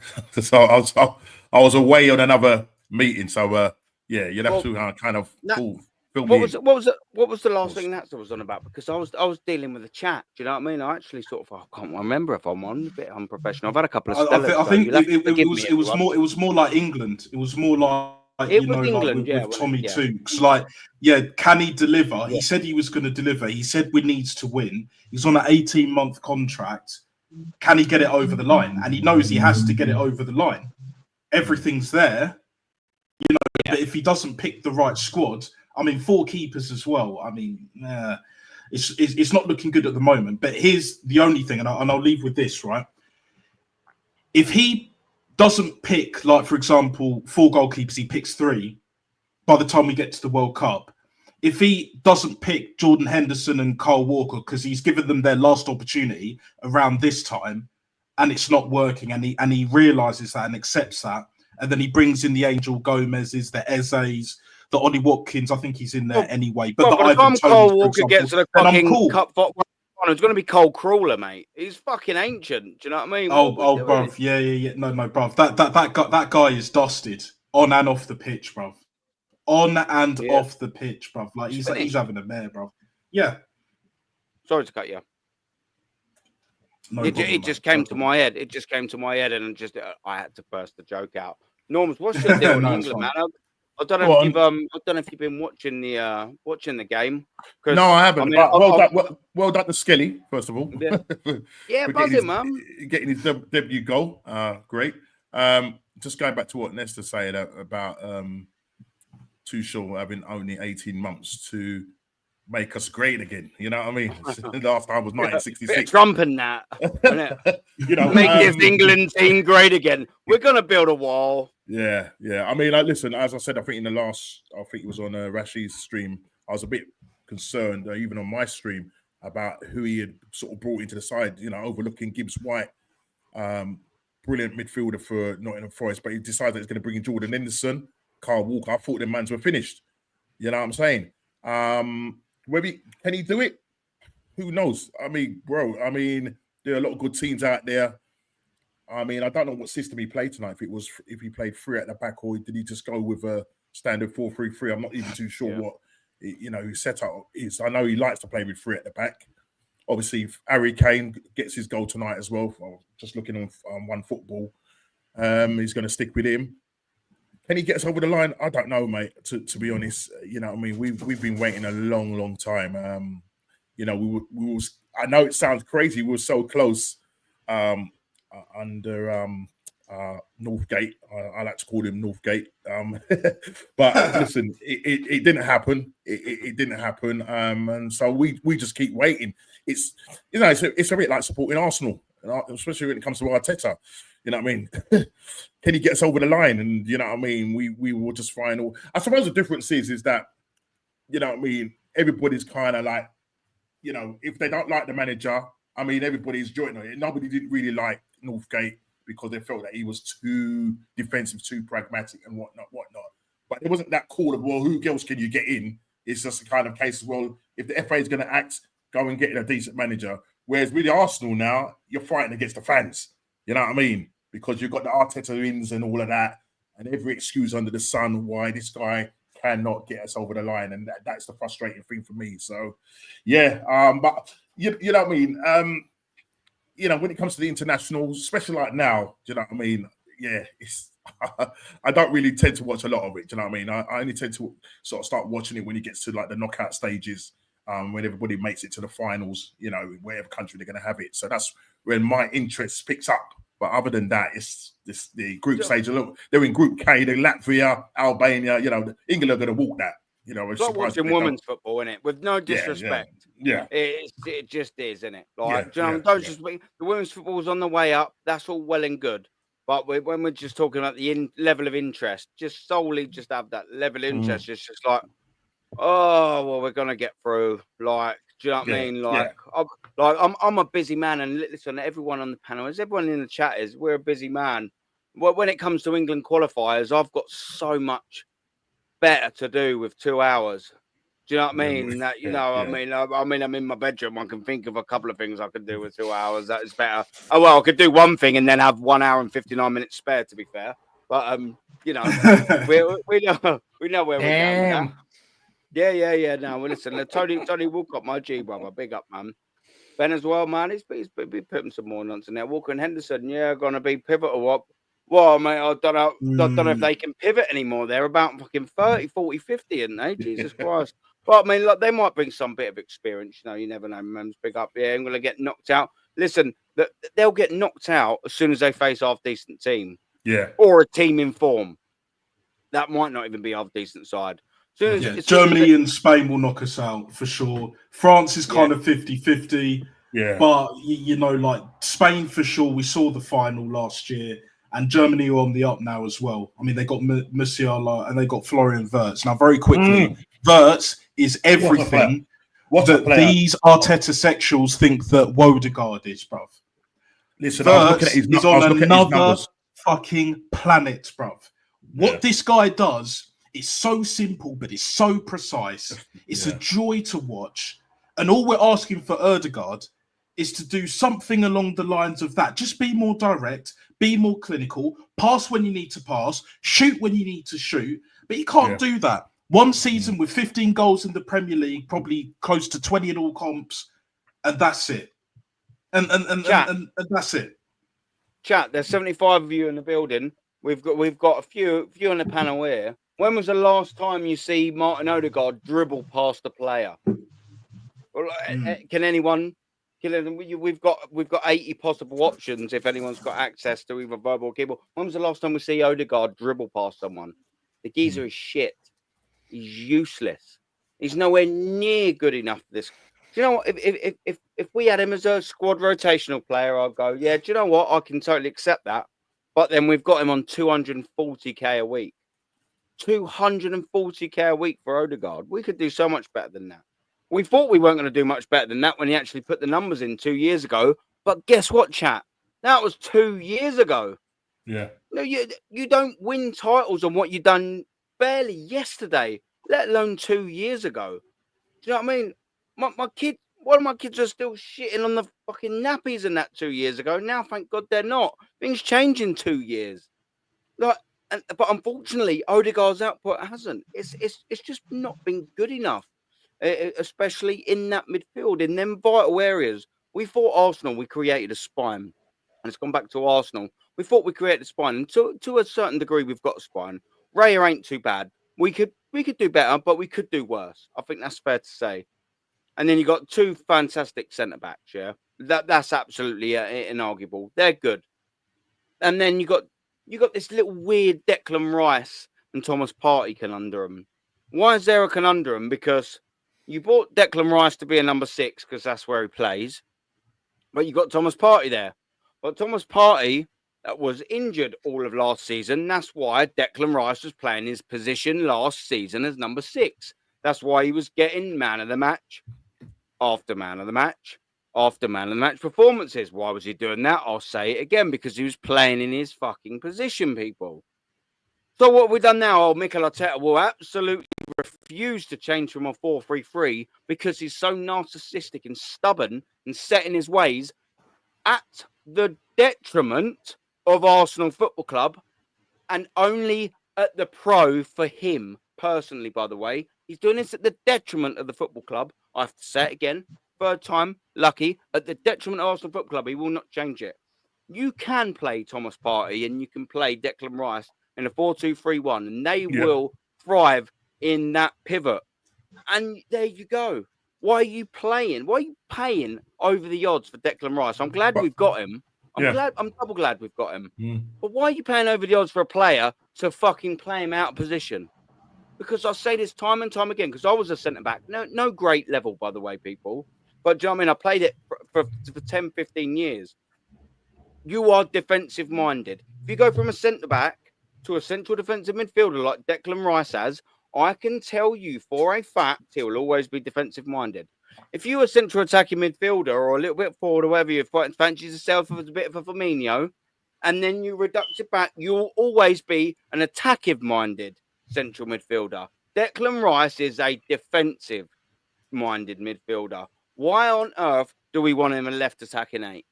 Can someone just explain that to me? Now Thomas Partey's fit. Now he's just been thrown over to the side. It's poor management. Why is it poor management? Because the manager's fucking poor. It's not hard to decipher that all of these problems. Look at the last signings that this geezer's made. Declan Rice, 105 million, plays him out of position. Urian Timber, when he actually first signed, played him out of position, injured him for a year. Shall we continue? All right, what about this year? Calafiori signed him, centre back, play him left back, constantly injured as well. By the way, what great signing that was. Mourinho. Oh, now you're playing him as a fucking striker. When was the last player we signed in a position that we actually played in their fucking position? Gabriel Magalhaes. That's fucking 3-4 years ago. And Arsenal fans, and the majority of Arsenal fans, people, and this is why we say it, we're scratching our nuts. Well, we ain't. He was scratching nuts thinking, why aren't we doing well? Like, we've signed all these players that are playing all that position. How come they can't play in their positions? Why are we not winning games? Because you're fucking muddling everything up. Why have we got Thomas Partey? I know there was injuries, but why have we constantly had Thomas Partey playing at right back? Why can't this manager learn?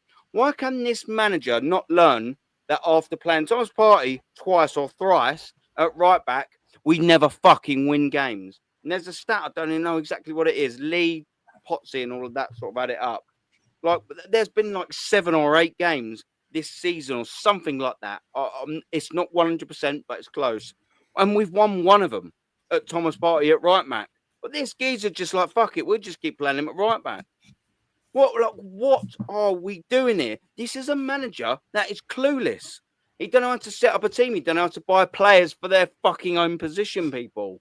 It's worrying. It's very worrying. Why do you think Why do you think we've got no subs to come on? Because we sold Emil Smith-Rowe, who I thought, do you know what? I wanted him to stay, but you can understand. Nelson, gone. Eddie Nketiah, we all wanted gone. And then, of course, you had Fabio Vieira. 4 attacking players. He signed a fucking central defensive midfielder and a left back. And we wonder why all our forward players are injured. Just swallow that little segment in there yourselves, people. We sold 4 attacking players from the season before, didn't sign any attacking players, and now all our attacking players are fucking injured. Why? Because they're overplayed. And they've all got the same fucking injury that occurs when you get overplayed. I mean, if I have to break it down for anyone anymore, then, I mean, maybe the information ain't really going in too well. But boys, help me out here, because look, you're spot on, Rob. You're spot on. At the end, look, we know this manager is a novice. We know he's clueless. We know that he only knows how to play the system one way. But the whole point of when you get your coaching badges, you know, surely even when you were being taught in the classroom, you know, when you're doing your seminars and that, you know, surely they would teach you different ways of how to coach, how to address the players, statistic moves, formations, different tactics, how to, you know, do you press, do you full press? Surely you would get taught that whilst you were getting your coaching badges. This is why I always say when managers start off, you don't see them go straight to the top. You never see that. You always see that. It looks like Lawrence has fallen asleep there. He's risen. He has risen. He's watching some Arteta games. I didn't realise I was that sorry, Lawrence. I put you in a fucking bed, son. No, He's fucking dead. He's had enough. England performance. I was just watching that shit England performance. You've done an Undertaker, Lawrence. You've done an Undertaker, bruv. Like, you just rose from the dead, mate. Like, out of the coffin. I got the sound effect on my like laptop. Michael Myers, didn't it? You know what I mean? Just sitting straight up. Like, oh, what's going on? Oh, God. I'm sorry I put you to sleep. Oh, dear. That's all right. I won't take it personally or nothing. For fuck's sake. I'm just getting old. That's all. This is what England and Arsenal does. Young buck this in is there exactly still, what it does. Yeah.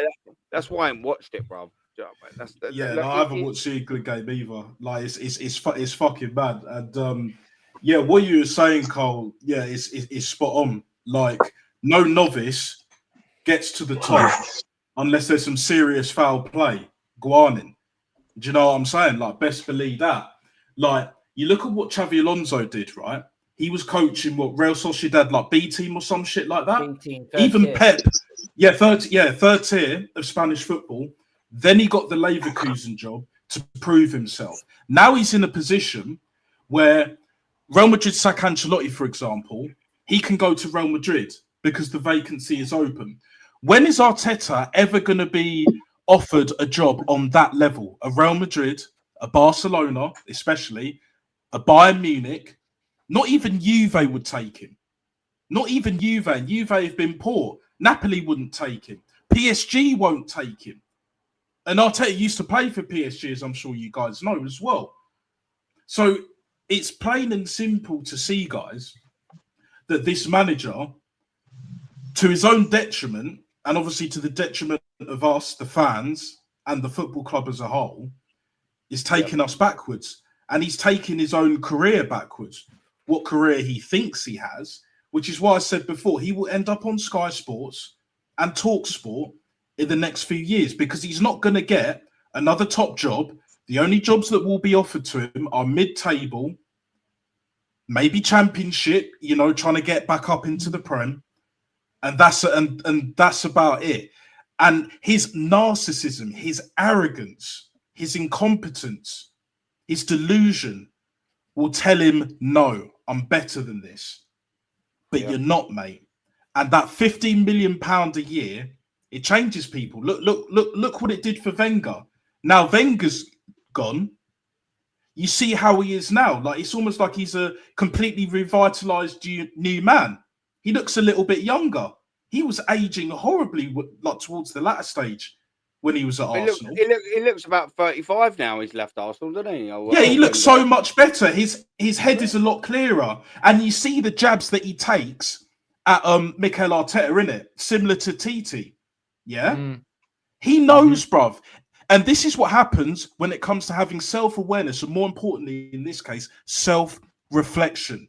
Arteta doesn't have self-reflection, and even when he leaves the job, he won't even do what a Wenger did, and he definitely won't get a job at FIFA. That's for damn sure. And if he does, that's on some what's his face, Sepp Blatter kind of level of corruption, level of bullshit. Do you know what I mean? So the writing's on the wall for Leatherhead. I've been saying it. You know, he can't escape it, and a lot of these fans, especially Igal, for example, Igal is on the fence. He just doesn't want to join us yet because, you know, he's holding on to that slight chance of hope that he can turn it around, like Wenger. Yeah. But again, once that Kool-Aid settles in, he'll see him for exactly what he is, spicy Jim Jones and all of that, with that fucking ridiculous toupee and all of that, and then he will realise that it's done, mate. It's over. It's over. The damage has been done. Like, the club is destroyed, and the only way to get it back is for the fans to raise the standards, because we know the ownership is not going to do it. They're not going to do it. It's up to us, and that is why we are here, ladies and gentlemen. Point blank. Period. Yeah. Facts. Before someone else jumps in, I've got to address Nathan, and it will obviously be politely because you're raising a point. I just want to try and debunk some of them. You're talking about Odegaard here. Players blow hot and cold. Okay, cool. But he's our captain. How many times did Patrick Vieira and Tony Adams blow cold in 3 decades? How many times has Odegaard been subbed off in 2 years? Probably about 5 times more than the 3 decades. That's football. Look at Foden. Don't care about Foden. But with regards to Odegaard, he's been out for a couple of months and he's played 19 games since he's been out injured, by the way, my friend, because we're coming with stats. And he hasn't got to levels of last year or the year before. He plays best with Saka. But guess what? What about this then? Okay, so I've heard this before. Yep, we hear the Win's always got his best mate out. Okay, let's go back to 2002, the last time. Well, it's not the last time, but when Arsenal won the Premier League at Old Trafford. We had Patrick Vieira out. We had Robert Pires out. We had Dennis Bergkamp and Thierry Henry. Do you reckon Freddie Ljungberg cried about not having any of his mates there? No, they didn't, because whilst he was on an absolute run of form, he shot Fabian Barthez, saved it, he parried it, and Will Tor, can who jump over your head? Do you reckon he cried about not having one of his mates out when he had 4 of his mates out? Why is that? Because we were a proper team. Nathan, I'm not coming at you with digs or anything like that. You're just making a point, and I'm just honestly debunking them. Like, there's no, I'm not trying to be a mug or anything like that. You just need to be realizing that there's some sense really to be made out of everything that you're saying there, bruv. And the reason why I started this channel and have this fantastic panel on is to try and change people like yours minds. Because if that's how you think, you're not far gone. You just need resetting, bruv. And I'll do it for you. We'll do it for you. This is what the channel's is for. Take the fucking red pill. Stop gobbling them fucking blue pills and being plugged in, bruv. Honestly, because you'll just be sleeping for the rest of your life, geezer. We got him off price. We got him off price. You've got some bad. That's what I'm saying. Come on. Wake up. Knock, knock, Neo. The Matrix has you, mate. Come on. Wake up. Alden, how you doing? I think Rice is better off at centre back. I mean, do you know what? As well, it's funny you should say that. We had that sort of where we could have played. I think who was it, a right back, and could have solved our issues with playing Rice at centre back.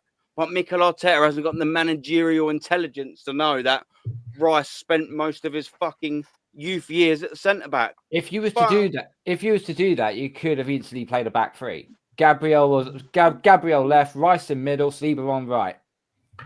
It's not hard, is it? It's not. But Mikel Arteta, because it's not 4-3-3. Yeah, you know who Arteta looks like.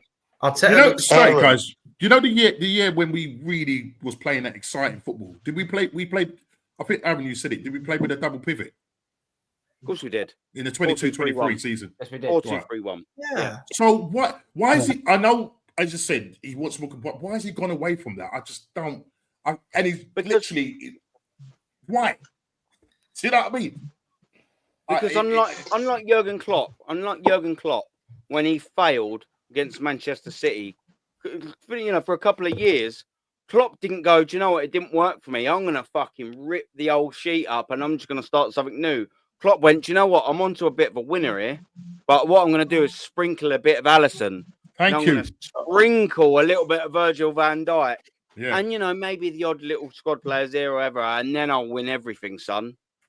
Yeah. What did we do? Nah, it ain't working. We'll just throw it all in the bin. We're ripping teams to shreds for 3 quarters of the season. And he binned the whole fucking thing because he bottled it. Yeah. And do you know what annoys me about that? We bottled it because Saliba got injured. Have we signed another right-sided centre-back since? Nope. No, so the manager doesn't learn his lesson then either, does he? But you all still want him, didn't you? But don't worry, guys, because, Holding went to Man City and scored that goal. So, we can hold that for him. Yeah. I mean, Yeah. that consolation goal, Yeah, Aaron, I've written a song about Arteta. It goes, stick Leandro in your pocket and fetch Marino out the van. Because if you want attackers, then you don't ask Mikel. George Graham is your man. Because where it all comes from is a mystery. It's like replacing Gabby Jesus for Raheem. But here's the one that's driving me berserk. How is Arteta still in work? No. No. All together. No. Sick. Was that the debut? Oh, that was sick, man. Yeah, that was funny. That's excellent. You funny fucker. That was hilarious. That's what Nathan, you're fucking embarrassing. Nathan said it's embarrassing, but listen, I'm sure when Nathan goes to games, he sings. I'm sure he sings songs, isn't it? We all sing songs. Nathan, listen, bruv. Let me just add to it, and this is why. I'll adultly, and no, that ain't a word. I'll dissect again this embarrassing thing that you're saying. Yeah, listen, I actually was decent enough to debunk your theories politely, factually, and very friendly, and this is what you do back. Maybe the issue isn't me, son. Maybe you need to grow up and have a little look in the mirror, my son, because I'm not embarrassing. I just politely debunked your argument. Is all. The problem. Debunk shit. It's coming for you now. The problem with Nathan. You're good, my friend. I'm not going to make my show. Invite Nathan on. This point. Invite Nathan on. He's got the link, hasn't he? Yeah. Do you want me to send you the link and you can tell us all? This is the call-in show, Nathan. Why don't you tell us all? There's space in the panel. Now that you've had your Weetabix this morning, you've got your fucking big boy pants on. Why don't you click on the link that's in my chat? Why don't you come over at Aaron Talks Arsenal and then click on that link? Look, I'll put it in there. I'll re-put it in there. Because you've had your Weetabix, haven't you? Right. So what the problem with Nathan. It's nice and easy. The problem with Nathan. The All you problem got to with do, Nathan. is just click on that, and we'll see what kind of bollocks you've got. The problem with Nathan. That, fuck off. The problem with Nathan. Sorry, Lawrence. If you do click on that link, this panel will absolutely be 150% polite to you. We'll just listen to what you've got to say. If you change our minds, buzz in. But if you don't click on that link, Nathan, you've outed yourself. You're pathetic. Piss off if you don't.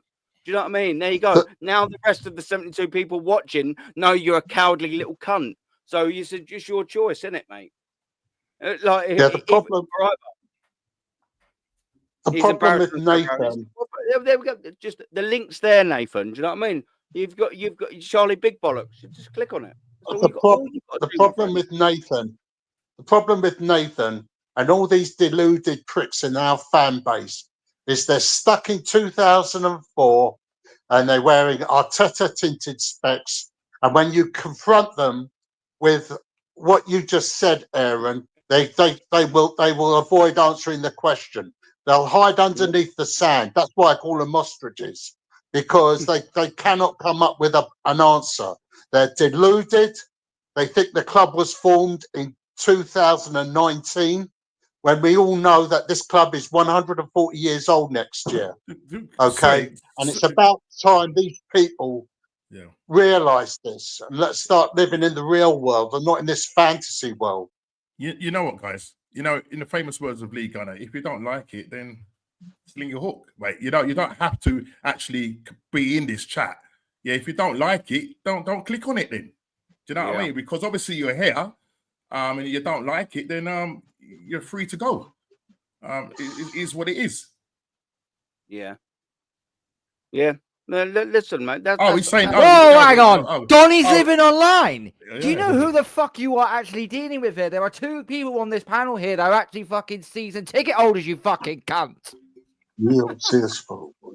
Sorry, Aaron. Oh, dude. No, yeah, you're all good, man. No, you're all good. Now listen. No, but just I'll tell you see people like that. You should. Panel. Yeah. You can't let these people like. We're set. But come on next week, bruv. Yeah. Bye, Nathan. Bye, Nathan. No, that weren't Nathan. Then that was Arteta's luck, Bob. He's all right, but it's fixed panel now, bro. Oh, okay. Yeah. That weren't him there. No, that weren't him there. Nathan still ain't got the bollocks, though. He's saying, come away, see proper supporters. Hands and clap and talk. What are you here then? Like, so, what, do you realise how moronic that sentence is? Like, and for people that don't know, this is what Arsenal fans like us deal with. Like, this is the level of absolute spastic that we have to deal with. Does your carer know you've got the laptop past 10 o'clock? Like, do you know what I mean? Like, what's going on here? Like, what are we doing here? Like, we're a bunch of idiots about not bollocks. Listen, mate, there's an X button in the top right-hand corner. I ain't got no digital gun to your nut, my friend. You can click it whenever you want. And I hope you click it. I absolutely hope you click it. Please click the X. Piss off. What a fucking helmet. What can we do? Tony Woodcock. This is what we're dealing with, innit? Do you know what I mean? This is what we're dealing with. God knows what Lee has to deal with. Jesus Christ, he has thousands watching. Fucking come away, support. Whatever. Yeah, we ain't gonna make the rest of it about him now. Absolute melt. I think, it's point. I think bollocks. Yeah, Nathan. Do you know what I mean? We might even have a couple of people watching. They know you're fucking cowards as well. Me, how you doing, brother? There's too many wannabe Arsenal fans out there. Don't have any knowledge. So many of them relevant to this moment. Yeah, Arsenal Football Club. Yep, they were there for the shirt because of Henry or Saka. They don't go to match games. You know what I mean? Yeah, but there are also as well some people that aren't able to go to match games that do. Do you know what I mean? They try and get their knowledge in and all of that and this. Just some people like certain people. Do you know what I mean? They just ain't. Do you know what I mean? They'll just follow like a sheep. They'll follow, the narrative of what everyone's sort of saying. Just remember, people, have your own brain. Think for yourself, man. Innit? Do you know what I mean? Just think for yourself. You've got your own brain. You don't have to follow Robbie Lyle. You don't have to follow Robbie Lyle. Remember, there is no spoon, yeah? If you know, you know. AFC Vigilante. Why did... yeah, I know, yeah. I thought the next couple of questions would also be about Gafen. Why did this Arteta sexual click on this stream? I don't know. Maybe he just likes being punished. Do you know what I mean? Maybe he's just I won't go any further. I call Arteta sexual. Cole, go in. Jump in. Go on. I call Arteta sexuals Frodos because they always look like they've had their ring destroyed. Anyway, I don't know. You know who Arteta looks like? Yeah. My mate, just like Sonic collecting rings. Yes. You know who Arteta looks like? For me, I think he looks like the Spanish Johnny English. And all these Arteta sexuals, all they do, they just like dance with him. And he does like this type of dance, like on stage. Like he looks like the Spanish Johnny English. Yeah. He reminds me of Captain Black from Captain Scarlet and the Mysterons. I mean, if you look at that puppet, it's a dead ringer for him. Oh, I'm gonna have to look this up now because I watched that. When I was Yeah, very it does. young. It does. Honestly, I remember doing a stream years ago, and somebody put it in my chat. So, 100%. Put it in there. You'll see. Yeah, put it in there. Could be separated by birth. Yeah, jump it in. We are dealing with forces that we don't understand, bruv. That is Lego Head in a nutshell. We don't want to understand it either. We don't want our normal brains penetrated by dribbly mong syndrome. Do you know what I mean? There you go. I've already lost IQ just with Nathan's click onto the fucking show. Like, I'm sure I've forgotten something important. Oh, they get off the humiliation, bruv. They get off the humiliation. There we go. Turn it off and live your life. Well done, Lawrence. Well done. Look at that. Look at that. Someone needs to put that on the thumbnail, bruv. Get Arteta, replace it with That him. needs to go on the thumbnail. That needs to go on the thumbnail. 100%. 100%. I'll try and send. Yeah, Aaron, you need to be on that. Fucking hilarious. That is fucking spot on, mate. That is. I remember when somebody put it in my chat a couple of years ago, and I remember Captain Black growing up as a kid, and I said, "My God, he's absolutely right." Absolutely right. I will do this. AFC Vigilante, pick up as well for being it, man. I'm gonna look up the channel called Dangerous AI or Owl, is it? I'm not the best with that. Dangerous Cooks every Arteta press conference. Yeah, and so he should, man. Do you know what I mean? Every press conference he does is cookable, because it needs to be deciphered by, I mean, the finest minds in the world, really, to actually decipher what he's saying. Or you just come to the conclusion, like us, he just talks shit and don't know what he's talking about because he's winged it for 5 years. Awful TV show, brother. Big up, man. We'll do something very, very, very soon, my brother. Big up, man. Thank you very much for your watch. Peppermint, how you doing, man? Yeah, well, Macy, he's the man. He is our Macy, mate. He's our leader. The reason I carry this flycatcher with It's going to me lead us to. He's our Hell in the Cell WWE champion, man. Yeah. The reason I carry this is because this is my sledgehammer. Because I remember Triple H used to have one back in the day. So this is my sledgehammer, and I'm going to use it to knock out every single fan base, rats I see. Yeah, every single rat, Arsenal rat, scurrying around on Twitter, on TikTok, on Snapchat, everywhere. I will exterminate all of them with my flycatcher, aka sledgehammer. Yeah, pause. Do you know what I mean? I don't want to know about your sledgehammer, Macy. Do you know what I mean? Let's get that right. Not like I'm gonna run downstairs and get myself a beer. Norm, so you didn't get a chance to ask this answer this question. So I want to get your thoughts on what you'll do. Who would you sign in terms of strikers? I'll leave it up for you because I think you had to shoot. I want to get your thoughts on it. I'll jump downstairs. There's a choice, man. Like you've got these three sort of. Do you want to be doing it in like reverse order? Yeah, you've got the 3 hour asked it. Who do you want? I'll be listening. Okay. I'll be listening. Who do you want? Who do you feel we could realistically sign? And who do you think we'll end up with? Okay. Right. Who I would like is Isak. Definitely would like Isak. That would be my first choice. You can see what he's doing in the Premier League. We could have got this guy a couple of seasons ago, but only for Arteta to decide to go for number 29. So now we've ended up missing out on a striker who we could have got for 60 odd million. People might have said, he wasn't scoring much goals when he was in that league. But listen, he's won a title, or not a title, a cup with Real Sociedad. And I remember that season when everybody was said that they saw his car. Everybody saw his car, the number plate, driving about, and everybody was tracking him and all of that. They track the planes and all of that. So Isak would have been my player. I mean, he loves Thierry Henry, and even when you watch the play, his movement is absolutely brilliant. And for me, he would be my first choice. Followed closely by Gyökeres. I mean, this guy has done it, in England, in the Championship. He's gone to Sporting Lisbon, breaking all kinds of records. The guy is a natural goal scorer. Now, don't let people turn around and say, he's because he's 27 years old or whatever, 27 years old. This guy is in his prime.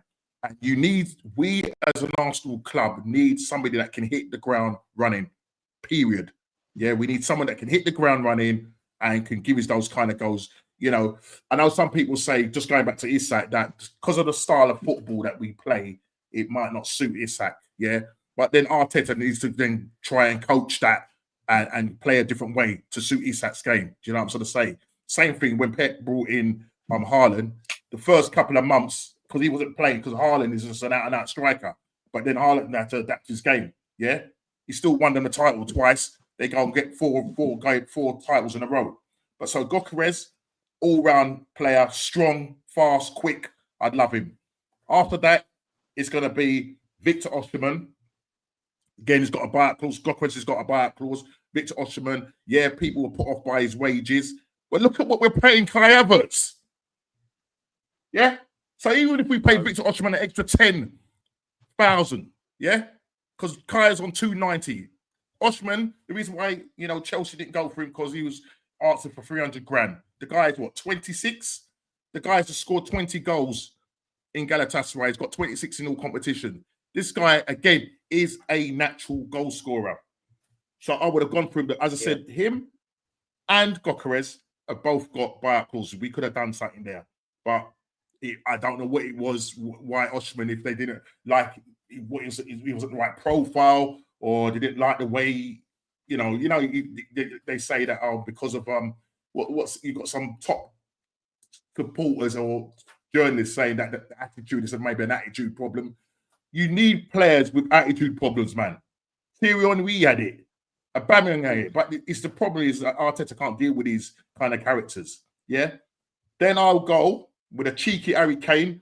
50 whatever million pound. Right, the guy, euros, I think 50 whatever it is. Yeah. He's a secret Arsenal supporter. You saw them pictures when he was in the parade. Yeah. Yep. Come listen, come over. Yeah, come over to the light. Come over to the light, Harry Kane. Listen, you last season, the guy got top goal scorer. What did they present him with? They didn't present him with a golden boot. What did they present him with? A cannon. Nothing. No, they presented him with a cannon. I mean, you can't write it, can you? Ironic, mate. Come home.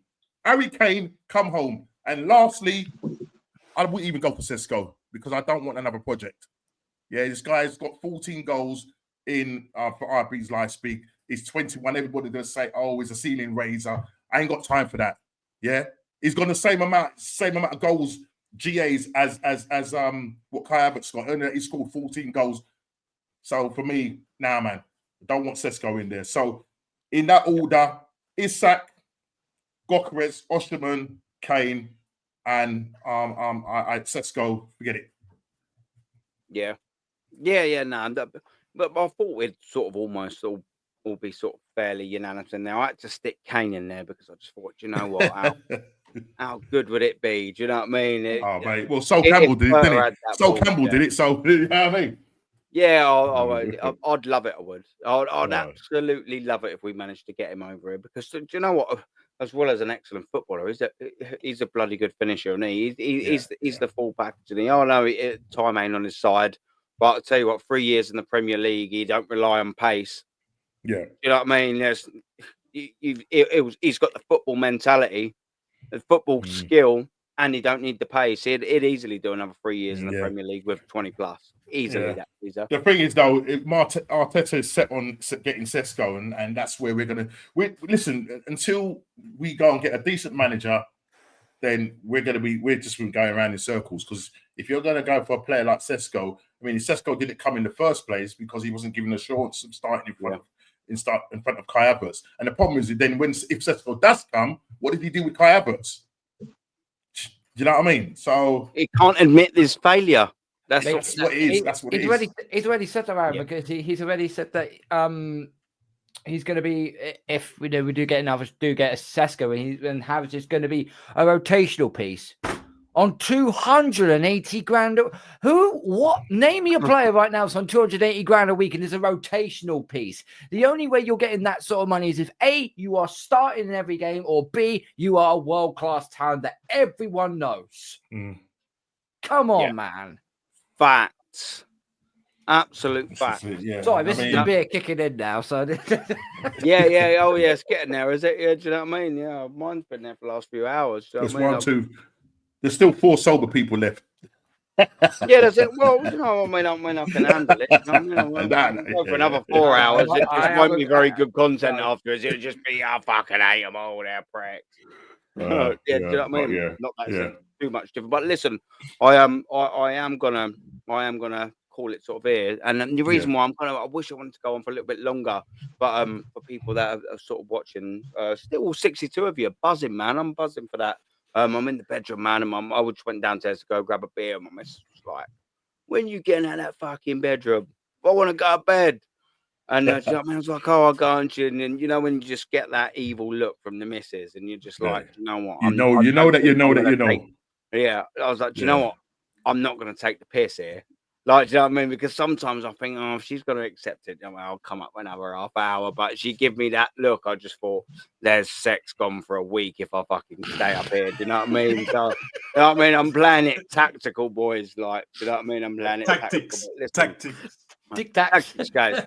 Listen, like we're streaming on multiple sites here, but of course I'm the host, so I'm gonna run through everyone's channels first, and of course I'll do mine first. If you're running on and you like our host, you like what I'm talking, there is my link in the channel. Like, come and give us a follow if it's a bit of you. Do you know what I mean? We need more people like me and the rest of the panel. This is what we're here for. You're probably all here on Jez's anyway, but if you're not, here is Jez's link. And of course, Carl, big up, man. Shout your thing out, and I will be posting it as well. Yeah, you can find me on my channel, Gun Down UK. Find me on Twitter or X, whatever they call it nowadays, KB Arsenal Pats 32. You'll find me on Instagram, Gun Down UK _33. I will have a slight call-in show tomorrow. That's still got a bit of planning to do for that. And obviously we'll be building up towards our first game back next weekend if it's going to take a heck of a long while. And if I'm on for part 2 with Rashid and you and everybody else, then I'll be on Wednesday with that. Really looking forward to it. So that good. I have got some pipeline something coming through the pipeline. New show will be just a one-on-one segment show that I will do with myself, talking about Arsenal, but also talk about the Premier League and just football just in general. And I've also said as well, I have a watch-along coming up on the 26th of April, the big boxing fight between Conor Benn and Chris Eubank Jr. So, so I'll be doing a party watch-along for that. Everyone have their say and whatnot. It'll be like a 5-6 hour stream. So that will really test my eyes, but it is what it is. And big up as well to Lion Tex and big up to Waffle TV, because I'm hopefully going to get them onto my Arsenal anger management shows in the next coming weeks. So keep posted. So got a lot coming up. And you know what, before I introduce the next person as well, or to shout their thing out, big up as well to Waffle TV, man, and as well for Lion Text. Go watch their stuff, man. Do you know what I mean? They're all talking the same stuff.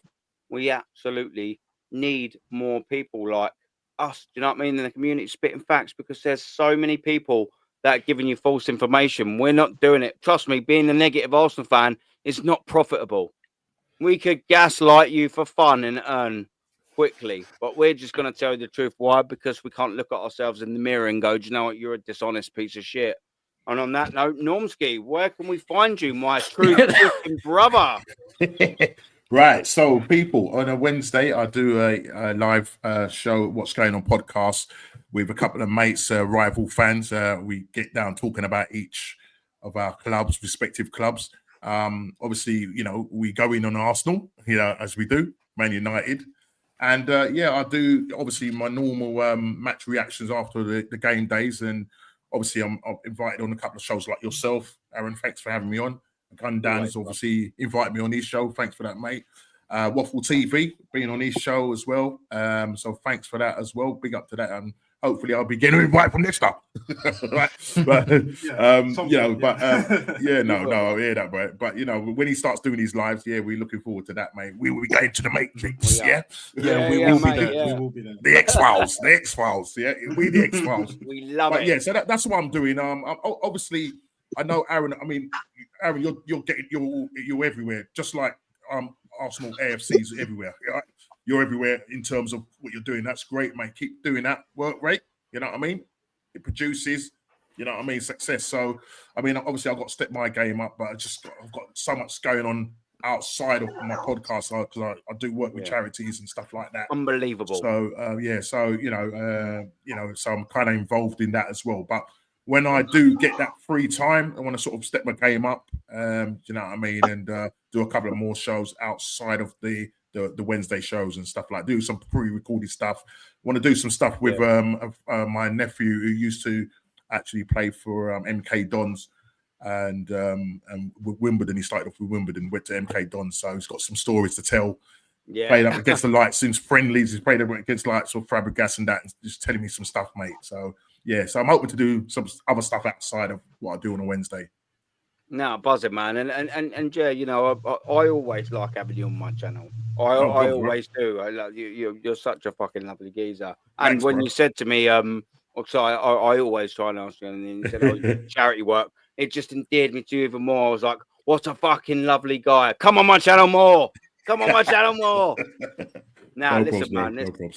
This is what we surround ourselves with: proper people. You know what I mean? And Norms, thank you very much. Just like as well, Carl. Natstar as well. Don't think I forgot about you, brother. If you're still there, I forgot. Oh, about I'm you. still there. Picture ain't there. Yeah, no, I'm still there, but again, like these mutants, bruv, you know, trying to mess with my Wi-Fi, technical difficulties and all that. But I will try and get that sorted. Trust me, because I don't want, when I start my lives, I do not want this shit, you know, infecting my space. But anyway, I'll digress on that. Big up, first and foremost. Thanks for having me on, because, like I say, you don't have to do it. It's always a privilege, you know, absolute pleasure. And yeah, I'll definitely have a video or two released next week.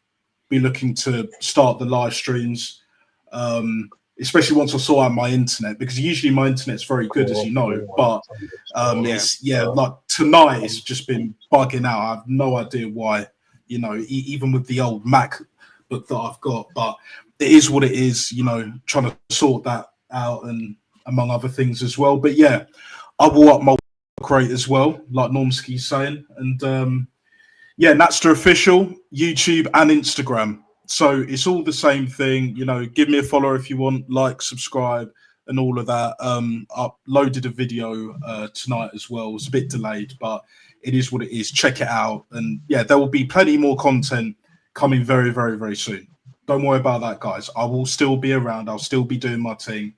But yeah, I'm not going to rush the process. And the only process I trust is my own. Do you know what I'm saying? Because I know exactly what I'm doing. I know exactly what I need.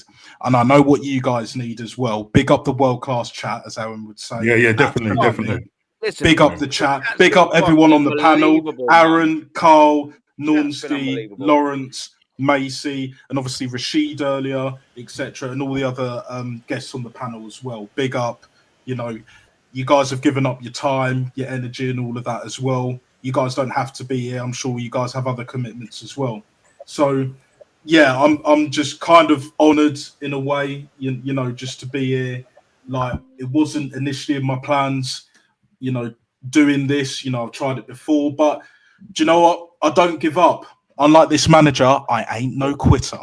No white flags where I come from, my friend. Yeah, none whatsoever. Yeah, unlike Mikel Arteta after his first title bottle, we wanted to quit. We don't quit. We're not Mikel Arteta. We don't stop. No, Diddy. We don't stop. No, yeah, I was just gonna say to you, right, yeah. No, hablo español, mi amigo. But thank you very much for the watch. I appreciate it, my friend. But yeah, man, Natstar, I'll put your thing in the chat, man, and pick up as well. Yeah, appreciate and just that, before, obviously, say bye to Macy and Lawrence, of course. It's just another good thing to say. Look, man, we've got over 60 still in the building, man. It means to say that we've been able to at least keep you guys moderately entertained for a little while, and that's buzzing for all 6 of us. I can promise you that, man. We are extremely grateful for every single view, man, and every second that you give us, man. And it will never, ever, ever go unappreciated on my channel and every single person's channel here, man. Macy, how you doing, brother? Yeah, I'm doing great, Aaron. Yeah. So once again, I'm glad to be back here on your channel once again and to talk about the level the destruction of this football club and the fact that it will never ever change to the way that it used to be back in the 19s to the invincible season. So it will be the same. Like I just don't know how long we're going to continue on with this mediocrity that we are as a football club, because we're stuck next season with this manager, and no doubt I can guarantee you Ian Wright will wheel out some more merch at the end of the season, and it will say a journey to be proud of, guys. Even though we didn't win the Premier League, we still got Champions League football again next season. I can guarantee you Ian Wright will wheel out some other merch. I cannot stand that bald-headed looking Bobby Lashley dickhead of Arsenal. I respected Ian Wright. I think for me, he was perhaps him and Henry were the best strikers at this football club. But Ian Wright, as a pundit, he has absolutely made a fool out of himself. Like he has turned himself into the biggest joker of them all. Him, Ray Parlour, and Martin Keown, all three of them need to hang their heads in shame. Who would you say was the worst out of them? Because I want to do a little thing just quickly for who's worse out of the ex-Arsenal pundits? Is it Keown? Is it? Yeah, it was Keown, because right? Do you remember Is Keown your number one? Is he the worst ex-Arsenal player? Because do you remember like 2 years ago in the 2022-23 season when we were about to play City, Keown came on at TalkSport, and then I think who was the host of TalkSport? Was it Jim? Was it like Jim White, wasn't it? Yeah, Jim White asked him. He said, "Do you think Arsenal can challenge for the league?" And then Keown said the most disrespectful thing in my lifetime. He said, "Oh, but it doesn't matter, Jim. We can still get Champions League football because you know, second place is a trophy." Like absolute disgrace. It's funny you should say trophy as well, because you know what? I'm going to present Martin Keown with a trophy. But I've been waiting for that. You tied me in nicely. This is yours, Martin Keown. You've won Aaron's Wanker of the Week. You really are the biggest piece of shit. Did you get that in a Secret Santa gift or something? No, I had it a little made up and just, we're waiting. But yeah, you are Macy's Wanker of the Week, Martin Keown. Yeah, I mean, he was it's the the worst best trophy he's won. Yeah, he was the worst of all the pundits. Like for me, like he was an absolute top defender for us. He was playing alongside legends like Tony Adams, Sol Campbell, prime legendary defenders, and this like years ago he made a fool out of himself. And Martin Keown, he's never ever gonna change. Like he's still gonna continue to praise Arteta like his adopted Jesus or something. Like Keown Wright and Parlour will never change. They'll just continue on with this process. And phase 6 next season, guys, we're on to phase 6, and I can guarantee you this manager will click us onto phase 6. Nah, I mean, them three pundits for me, they will never ever change. Yeah, I mean, look, sorry, Lawrence, before you come in, for me, Keown, where's that Keown? Yeah, when Van Nistelrooy missed that penalty, yeah, and he jumped up and he smashed him in his head, like sort of thing. Where's that Keown? You know what I mean? And the thing is, unfortunately, he's probably the worst. He's probably the worst out of the three. Is he all right? You all right, Lawrence? You good? Yeah, I'm fine. Yeah, you're good, man. Yeah, don't conk out on us just so I'm out to bring you in next. For fuck's sake. Every time I mention Keown, it's supporting this fucking club that's doing this to me. Yeah. Well, look, Arsenal. Look what you're fucking doing to Lawrence for crying out loud. I mean, no good. I mean, as I said, he gaslights this club, especially this manager, and he didn't endear himself at all this week on TalkSport. I mean, literally, it's like clutching at straws. At the end of the day, what you ask Liverpool about bottling it, it's almost like, well, you did it. No, you did it. You know, it's like, nah, I'm thinking, stop carrying on like a baby. Yeah? Arsenal are not good enough. And just face it. I know you're probably on the payroll and everything like that, but you need to say it as it is. And he doesn't. And I keep reading this statement that he made in quotes. And the quote is, because we have not done what we needed to do, right? He said, oh, at this phase 5, Macy mentioned it. We're going into May 6 or phase 6. I nearly said your name, May 6. Phase 6. It must be the Matrix May 6. 6. The Enter the May 6 Matrix. Right? Yeah. Who says this? And I've read this out a number of times on your channel, Aaron. I've read it on Rashid's channel. I've read it on Lee's channel. Right? We might be a couple of years away from Arteta's ultimate team. This is what this guy, Martin Keown, has said.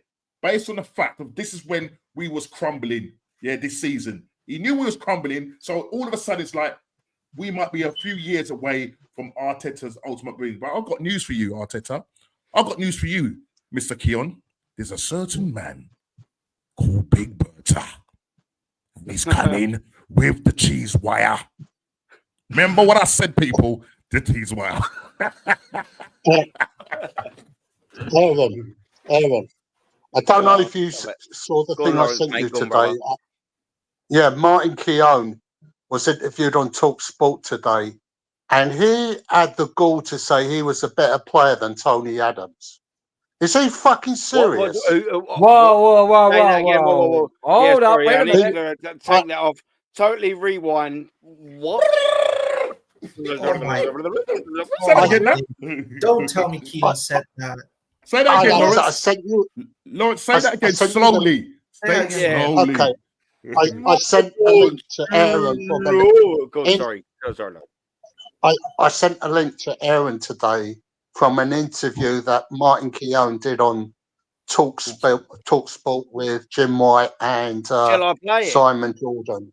Yeah, man. If you play the audio, brother. I will play the audio. And he said we're going to go for another 2 hours. He was a better player than Tony Adams. Fluff your pillow up downstairs on that sofa, love. Tony Adams should. If Tony Adams is listening to this, you're banished to the small room. He's gonna say to him, "What the fuck did he say? I'm gonna find him. I'm gonna punch him up." That's what Adams should say. He should say to himself. He should say, "What the fuck did he say about me? I'm gonna find him. And I'm gonna find his location. I'm gonna punch him up." That's what violence. Mason, too much violence. Mason, too much violence, man. Too much violence. Yeah, but Normski, Adams is not gonna sit here and let Keown say, "Oh, I was a better defender than Adams." He ain't gonna fall for that. He'll walk up to Keown and he'll say to him, "What the fuck did you say to me?" Macy, have you got that? Macy, you got that sledgehammer there still? Macy's probably just got some murderous weapons in the other shot of that side. Isn't it? You know what I mean? Just a collection of death there, isn't there? The only weapon I've got is a screwdriver. Yeah, I mean, Macy's trumped you there. I think, my friend. He's got his fly swatter, mate. He's got the reach. He's Roger Federer settings of that. Right, listen, it is what Lawrence. I'm going to play it out louder. Yeah, now, ready? Don't fully comprehend the blind. Is the sound okay? Turn it up a bit, mate, Aaron. You got the volume on your mic. They're nowhere near it. You've got to remember, before he arrived, no one was thinking they were going to win anything. But then you've got Arne Slot comes into Liverpool and wins the title in his first season. Eric Ten Hag won twice as many trophies as Arteta has, and we all batter Eric Ten Hag. Arsenal are about to set to open formal talks with Bukayo Saka over a new contract. He's into the final 2 years of his current contract, or he's about to go into it this summer, deal expiring in 2027. Saliba and Gabriel are about to get to that stage as well. Their contracts expire in 2027. There is a bit of Saudi interest in Gabriel that Crook has bought you before. How loyal will players remain to the project if it keeps producing nearly moments? No loyalty, really, if I'm honest. You know, in terms of the financial packages will be a consideration. And trophies are a big consideration when you get to the level of Gabriel and Saliba, for example, and even Saka. So it is important. I mean, obviously, they've got this opportunity in the Champions League, which I'll, with everybody fit, if they can get everybody fit, they definitely got a chance. But we are getting at that point where I think the fan base and the players themselves are saying, we need to have a trophy here soon. Interesting with the Real Madrid fixture. I must admit, at that moment in that time, I think it was better that they faced Real Madrid rather than facing Atletico Madrid, who were very difficult to break down. Arsenal had problems scoring goals, and coming up against a team as dogged as Simeone's team might have been more difficult. But you never know what's going to happen in the next month, do you? By the time those two meet, Arsenal and Real Madrid could be back to being at their very best. Arsenal might have Saka back, for example. There's every possibility that might be the case. Can Arsenal be the place to be this decade if you want to win major honours? Well, not based on the last 5 years, without being brutal. But I understand that when Mikel Arteta came in, there was a massive overhaul needed. Obviously, he got rid of a few rotten eggs, shall we say, in the likes of Aubameyang and Ozil, and slowly but surely moulded the squad in his own image. He's won that one FA Cup behind closed doors. But I have this debate with Arsenal fans a lot. I know a lot of Arsenal supporters, and I don't fully comprehend the blind loyalty that they've got in Mikel Arteta, because I think if you'd said to them at this stage of this season, Manchester City are miles adrift, they've had a complete drop-off in terms of the Premier League, and you're still 12 points behind the leaders, I don't think they'd have believed you. I think the league was there last year. They obviously messed it up with a couple of bad results they had over the Christmas period. West Ham and Fulham back-to-back, and then Aston Villa at home really put paid to their chances. This felt like the year, particularly with Manchester City going through a bit of a rebuild, uncertainty over Guardiola, when the Premier League title was there to go and be won, and they're nowhere near it, being honest. Even with Liverpool having this drop-off and getting knocked out of the Champions League, and obviously last weekend. Of course, they're somewhere near it. They're second. 12 points behind, though. They're still second. They're not going to make it up between now and the end of the season. The problem I see with Arteta is not so much the manager, because I think he's done an outstanding job. And Arsenal fans, I've got a lot of Arsenal fans as well, and they should be careful who they wish for, because I think his style of play, the way he approaches games, is a real positive way. I think his teams always look to win. Even this dominate game, I think they're stodgy at times this season. There's been the times where he's gone and played quite deep, etc., and looked to counter. Well, there's nothing wrong with that. I think they've been a little bit unlucky as well. Every home game, Alan, you sending spaffed it. offs in big moments in big games. Yeah, but some of them were their own making. But everyone defends Declan Rice. He did kick the ball. That's not his making, though, is it? That's not Mikel Arteta's making. And you say why the blind loyalty? You've got to remember, before he arrived, they were struggling to get into the Champions League. No one was thinking they were going to win anything. They just played a Europa League final against Chelsea and got played off the park. But then you've got Arne Slot comes into Liverpool and wins the title in his first season. He's had a team that had been set up by Jurgen Klopp over the course of 6 years. Can I get back to my point? So I hadn't actually finished. Sorry, Alan.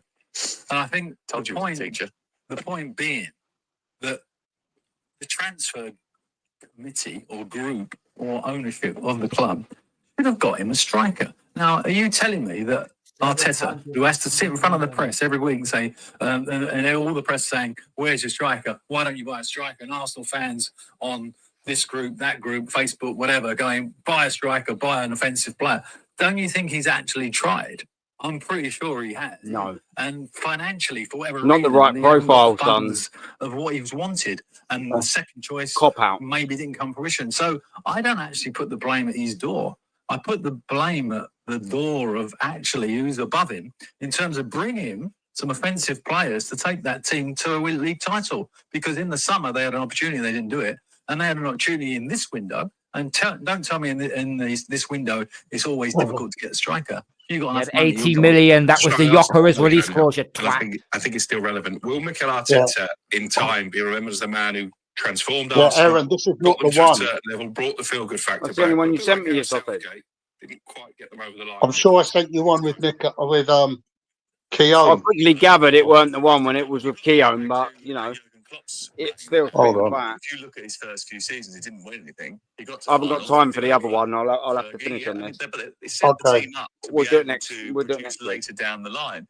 I'm And assuming you'll this be year, on. I think it's a missed opportunity because of Manchester City's falling But off. either way, but at the same time, this is they've still been so relevant. unlucky too. And I think Alan's right. They should have bought a striker. And I'll say this as well. Arne Slot at Liverpool, no one I can think of has inherited such a good team as he did.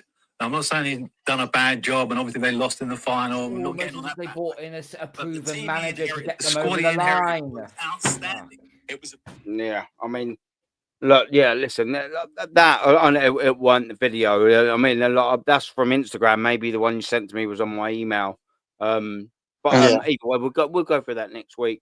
But what were it wasn't exactly a bad video, was it? Do you know what I mean? It was opening glaring points as what Arsenal fans like me, Carl, Nats, the Macy, Lawrence, and Normski, and everyone else that's been on this panel, and all the other favourites that you watch, like the Lees, the Southern Gooners, you know, the North Sides, we're all saying it, and there's getting more of us now. The more of us are waking up. Do you know what I mean? Yes, The more of us are yes, coming out building. the woods, and that's what building. it's all about. It's absolute facts that you just heard there from one talking. It's madness how we've allowed ourselves to get in this situation. People, we're Arsenal Football Club. Let's not forget that, and let's also not forget whether you're a top gooner or we all want the same thing. Do you know what? The in between is the problem. We all want to win everything. All of us do, but I'm not willing to wait 50 years for it. And that's the difference. When you've got, and Cole knows, I won't name names because that's not what I'm doing. When the person's saying you wait as long as you can, you just wait as long as it takes to win. I've waited 21 years. I was 16. I was 16 years old the last time Arsenal won the Premier League. I'm 36. Wow. What are we doing here? Like I couldn't eat. Back at that time, I could only buy a lottery ticket. I could buy cigarettes. I think it was 16 still at that time before they changed it to 18. How times have changed. I haven't even been How legally times have allowed to changed. drink in a pub since Arsenal last won the Premier League. I was basically 9-10, bruv, last time we won the league. I wasn't even in high school yet, bruv. Like that is nuts. That's mad. But Well, again, don't worry, I'm just not take as long waiting as you 50 can. years. Just take as long Yeah, as I'm it not takes. waiting 50 years like Chelsea did. And people forget, before Roman Abramovich, Chelsea were basically what we are now, but worse. Yeah. And the further we fall down, it will take even longer than 50 years for us to win a league title. And we won't win a Champions League in my lifetime or any of our lifetimes. 139 And years. that's the sad thing. Yeah. Very sad. The problem is once you get into this rut, it's very hard to get out of. Yeah. It's very hard to get out of. And then because what happens now, I mean, you're seeing Man United. That's why now, Berta's right now, got the most painful, biggest job on the planet to do. Yeah. I mean, Man United and Arsenal, two great clubs that used to be massive rivals, used to be fighting it out in the late 90s and whatever. Now look at us now. Similar Look at us now. You know, it's. I mean, listen, we're second, but bro, come on. How's it in 2025, people? We still can't get a striker. A big club like Arsenal, third biggest club in the country, and we can't. We are the most bantered club. This is what it is, and unfortunately, it's the fans. Because we go out and say the most ridiculous things, and they wonder why we're the most hated fans. And we're trying. What I'm trying to say, as guys here on other channels, we are trying to address this and bring it back. We're trying to bring back standards. But you get people in the chat, like a certain man that's probably not there no more, yeah, telling us, well, what you hear? If you don't want to hear it, then don't hear it. Go and stick your head in the sand somewhere else. But I'm not going to be having my head in the sand, and I'll keep saying it. I know people that were Arteta in. Full stop. You couldn't change their mind. Now they're singing. They're singing from a different hymn sheet now. They're singing from my hymn sheet now, and I'm not turning around going, "I told you so." Now they've now seen it. Their eye, the scales have dropped. The Arteta scales have dropped off their eyes. They've unplugged from the Arteta matrix, bro. They've unplugged. They've unplugged, brother. That's what it is, bro. I know this is probably one of the Aaron. I know this is probably one of the longest goodbyes. Yeah, and it's going to get quickly longer. I mean, you're going to get a slapping very soon. I know. I'm used to it.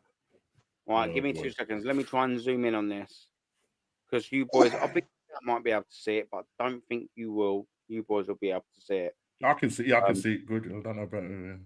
Let me just. I'm a little. Look at that, man.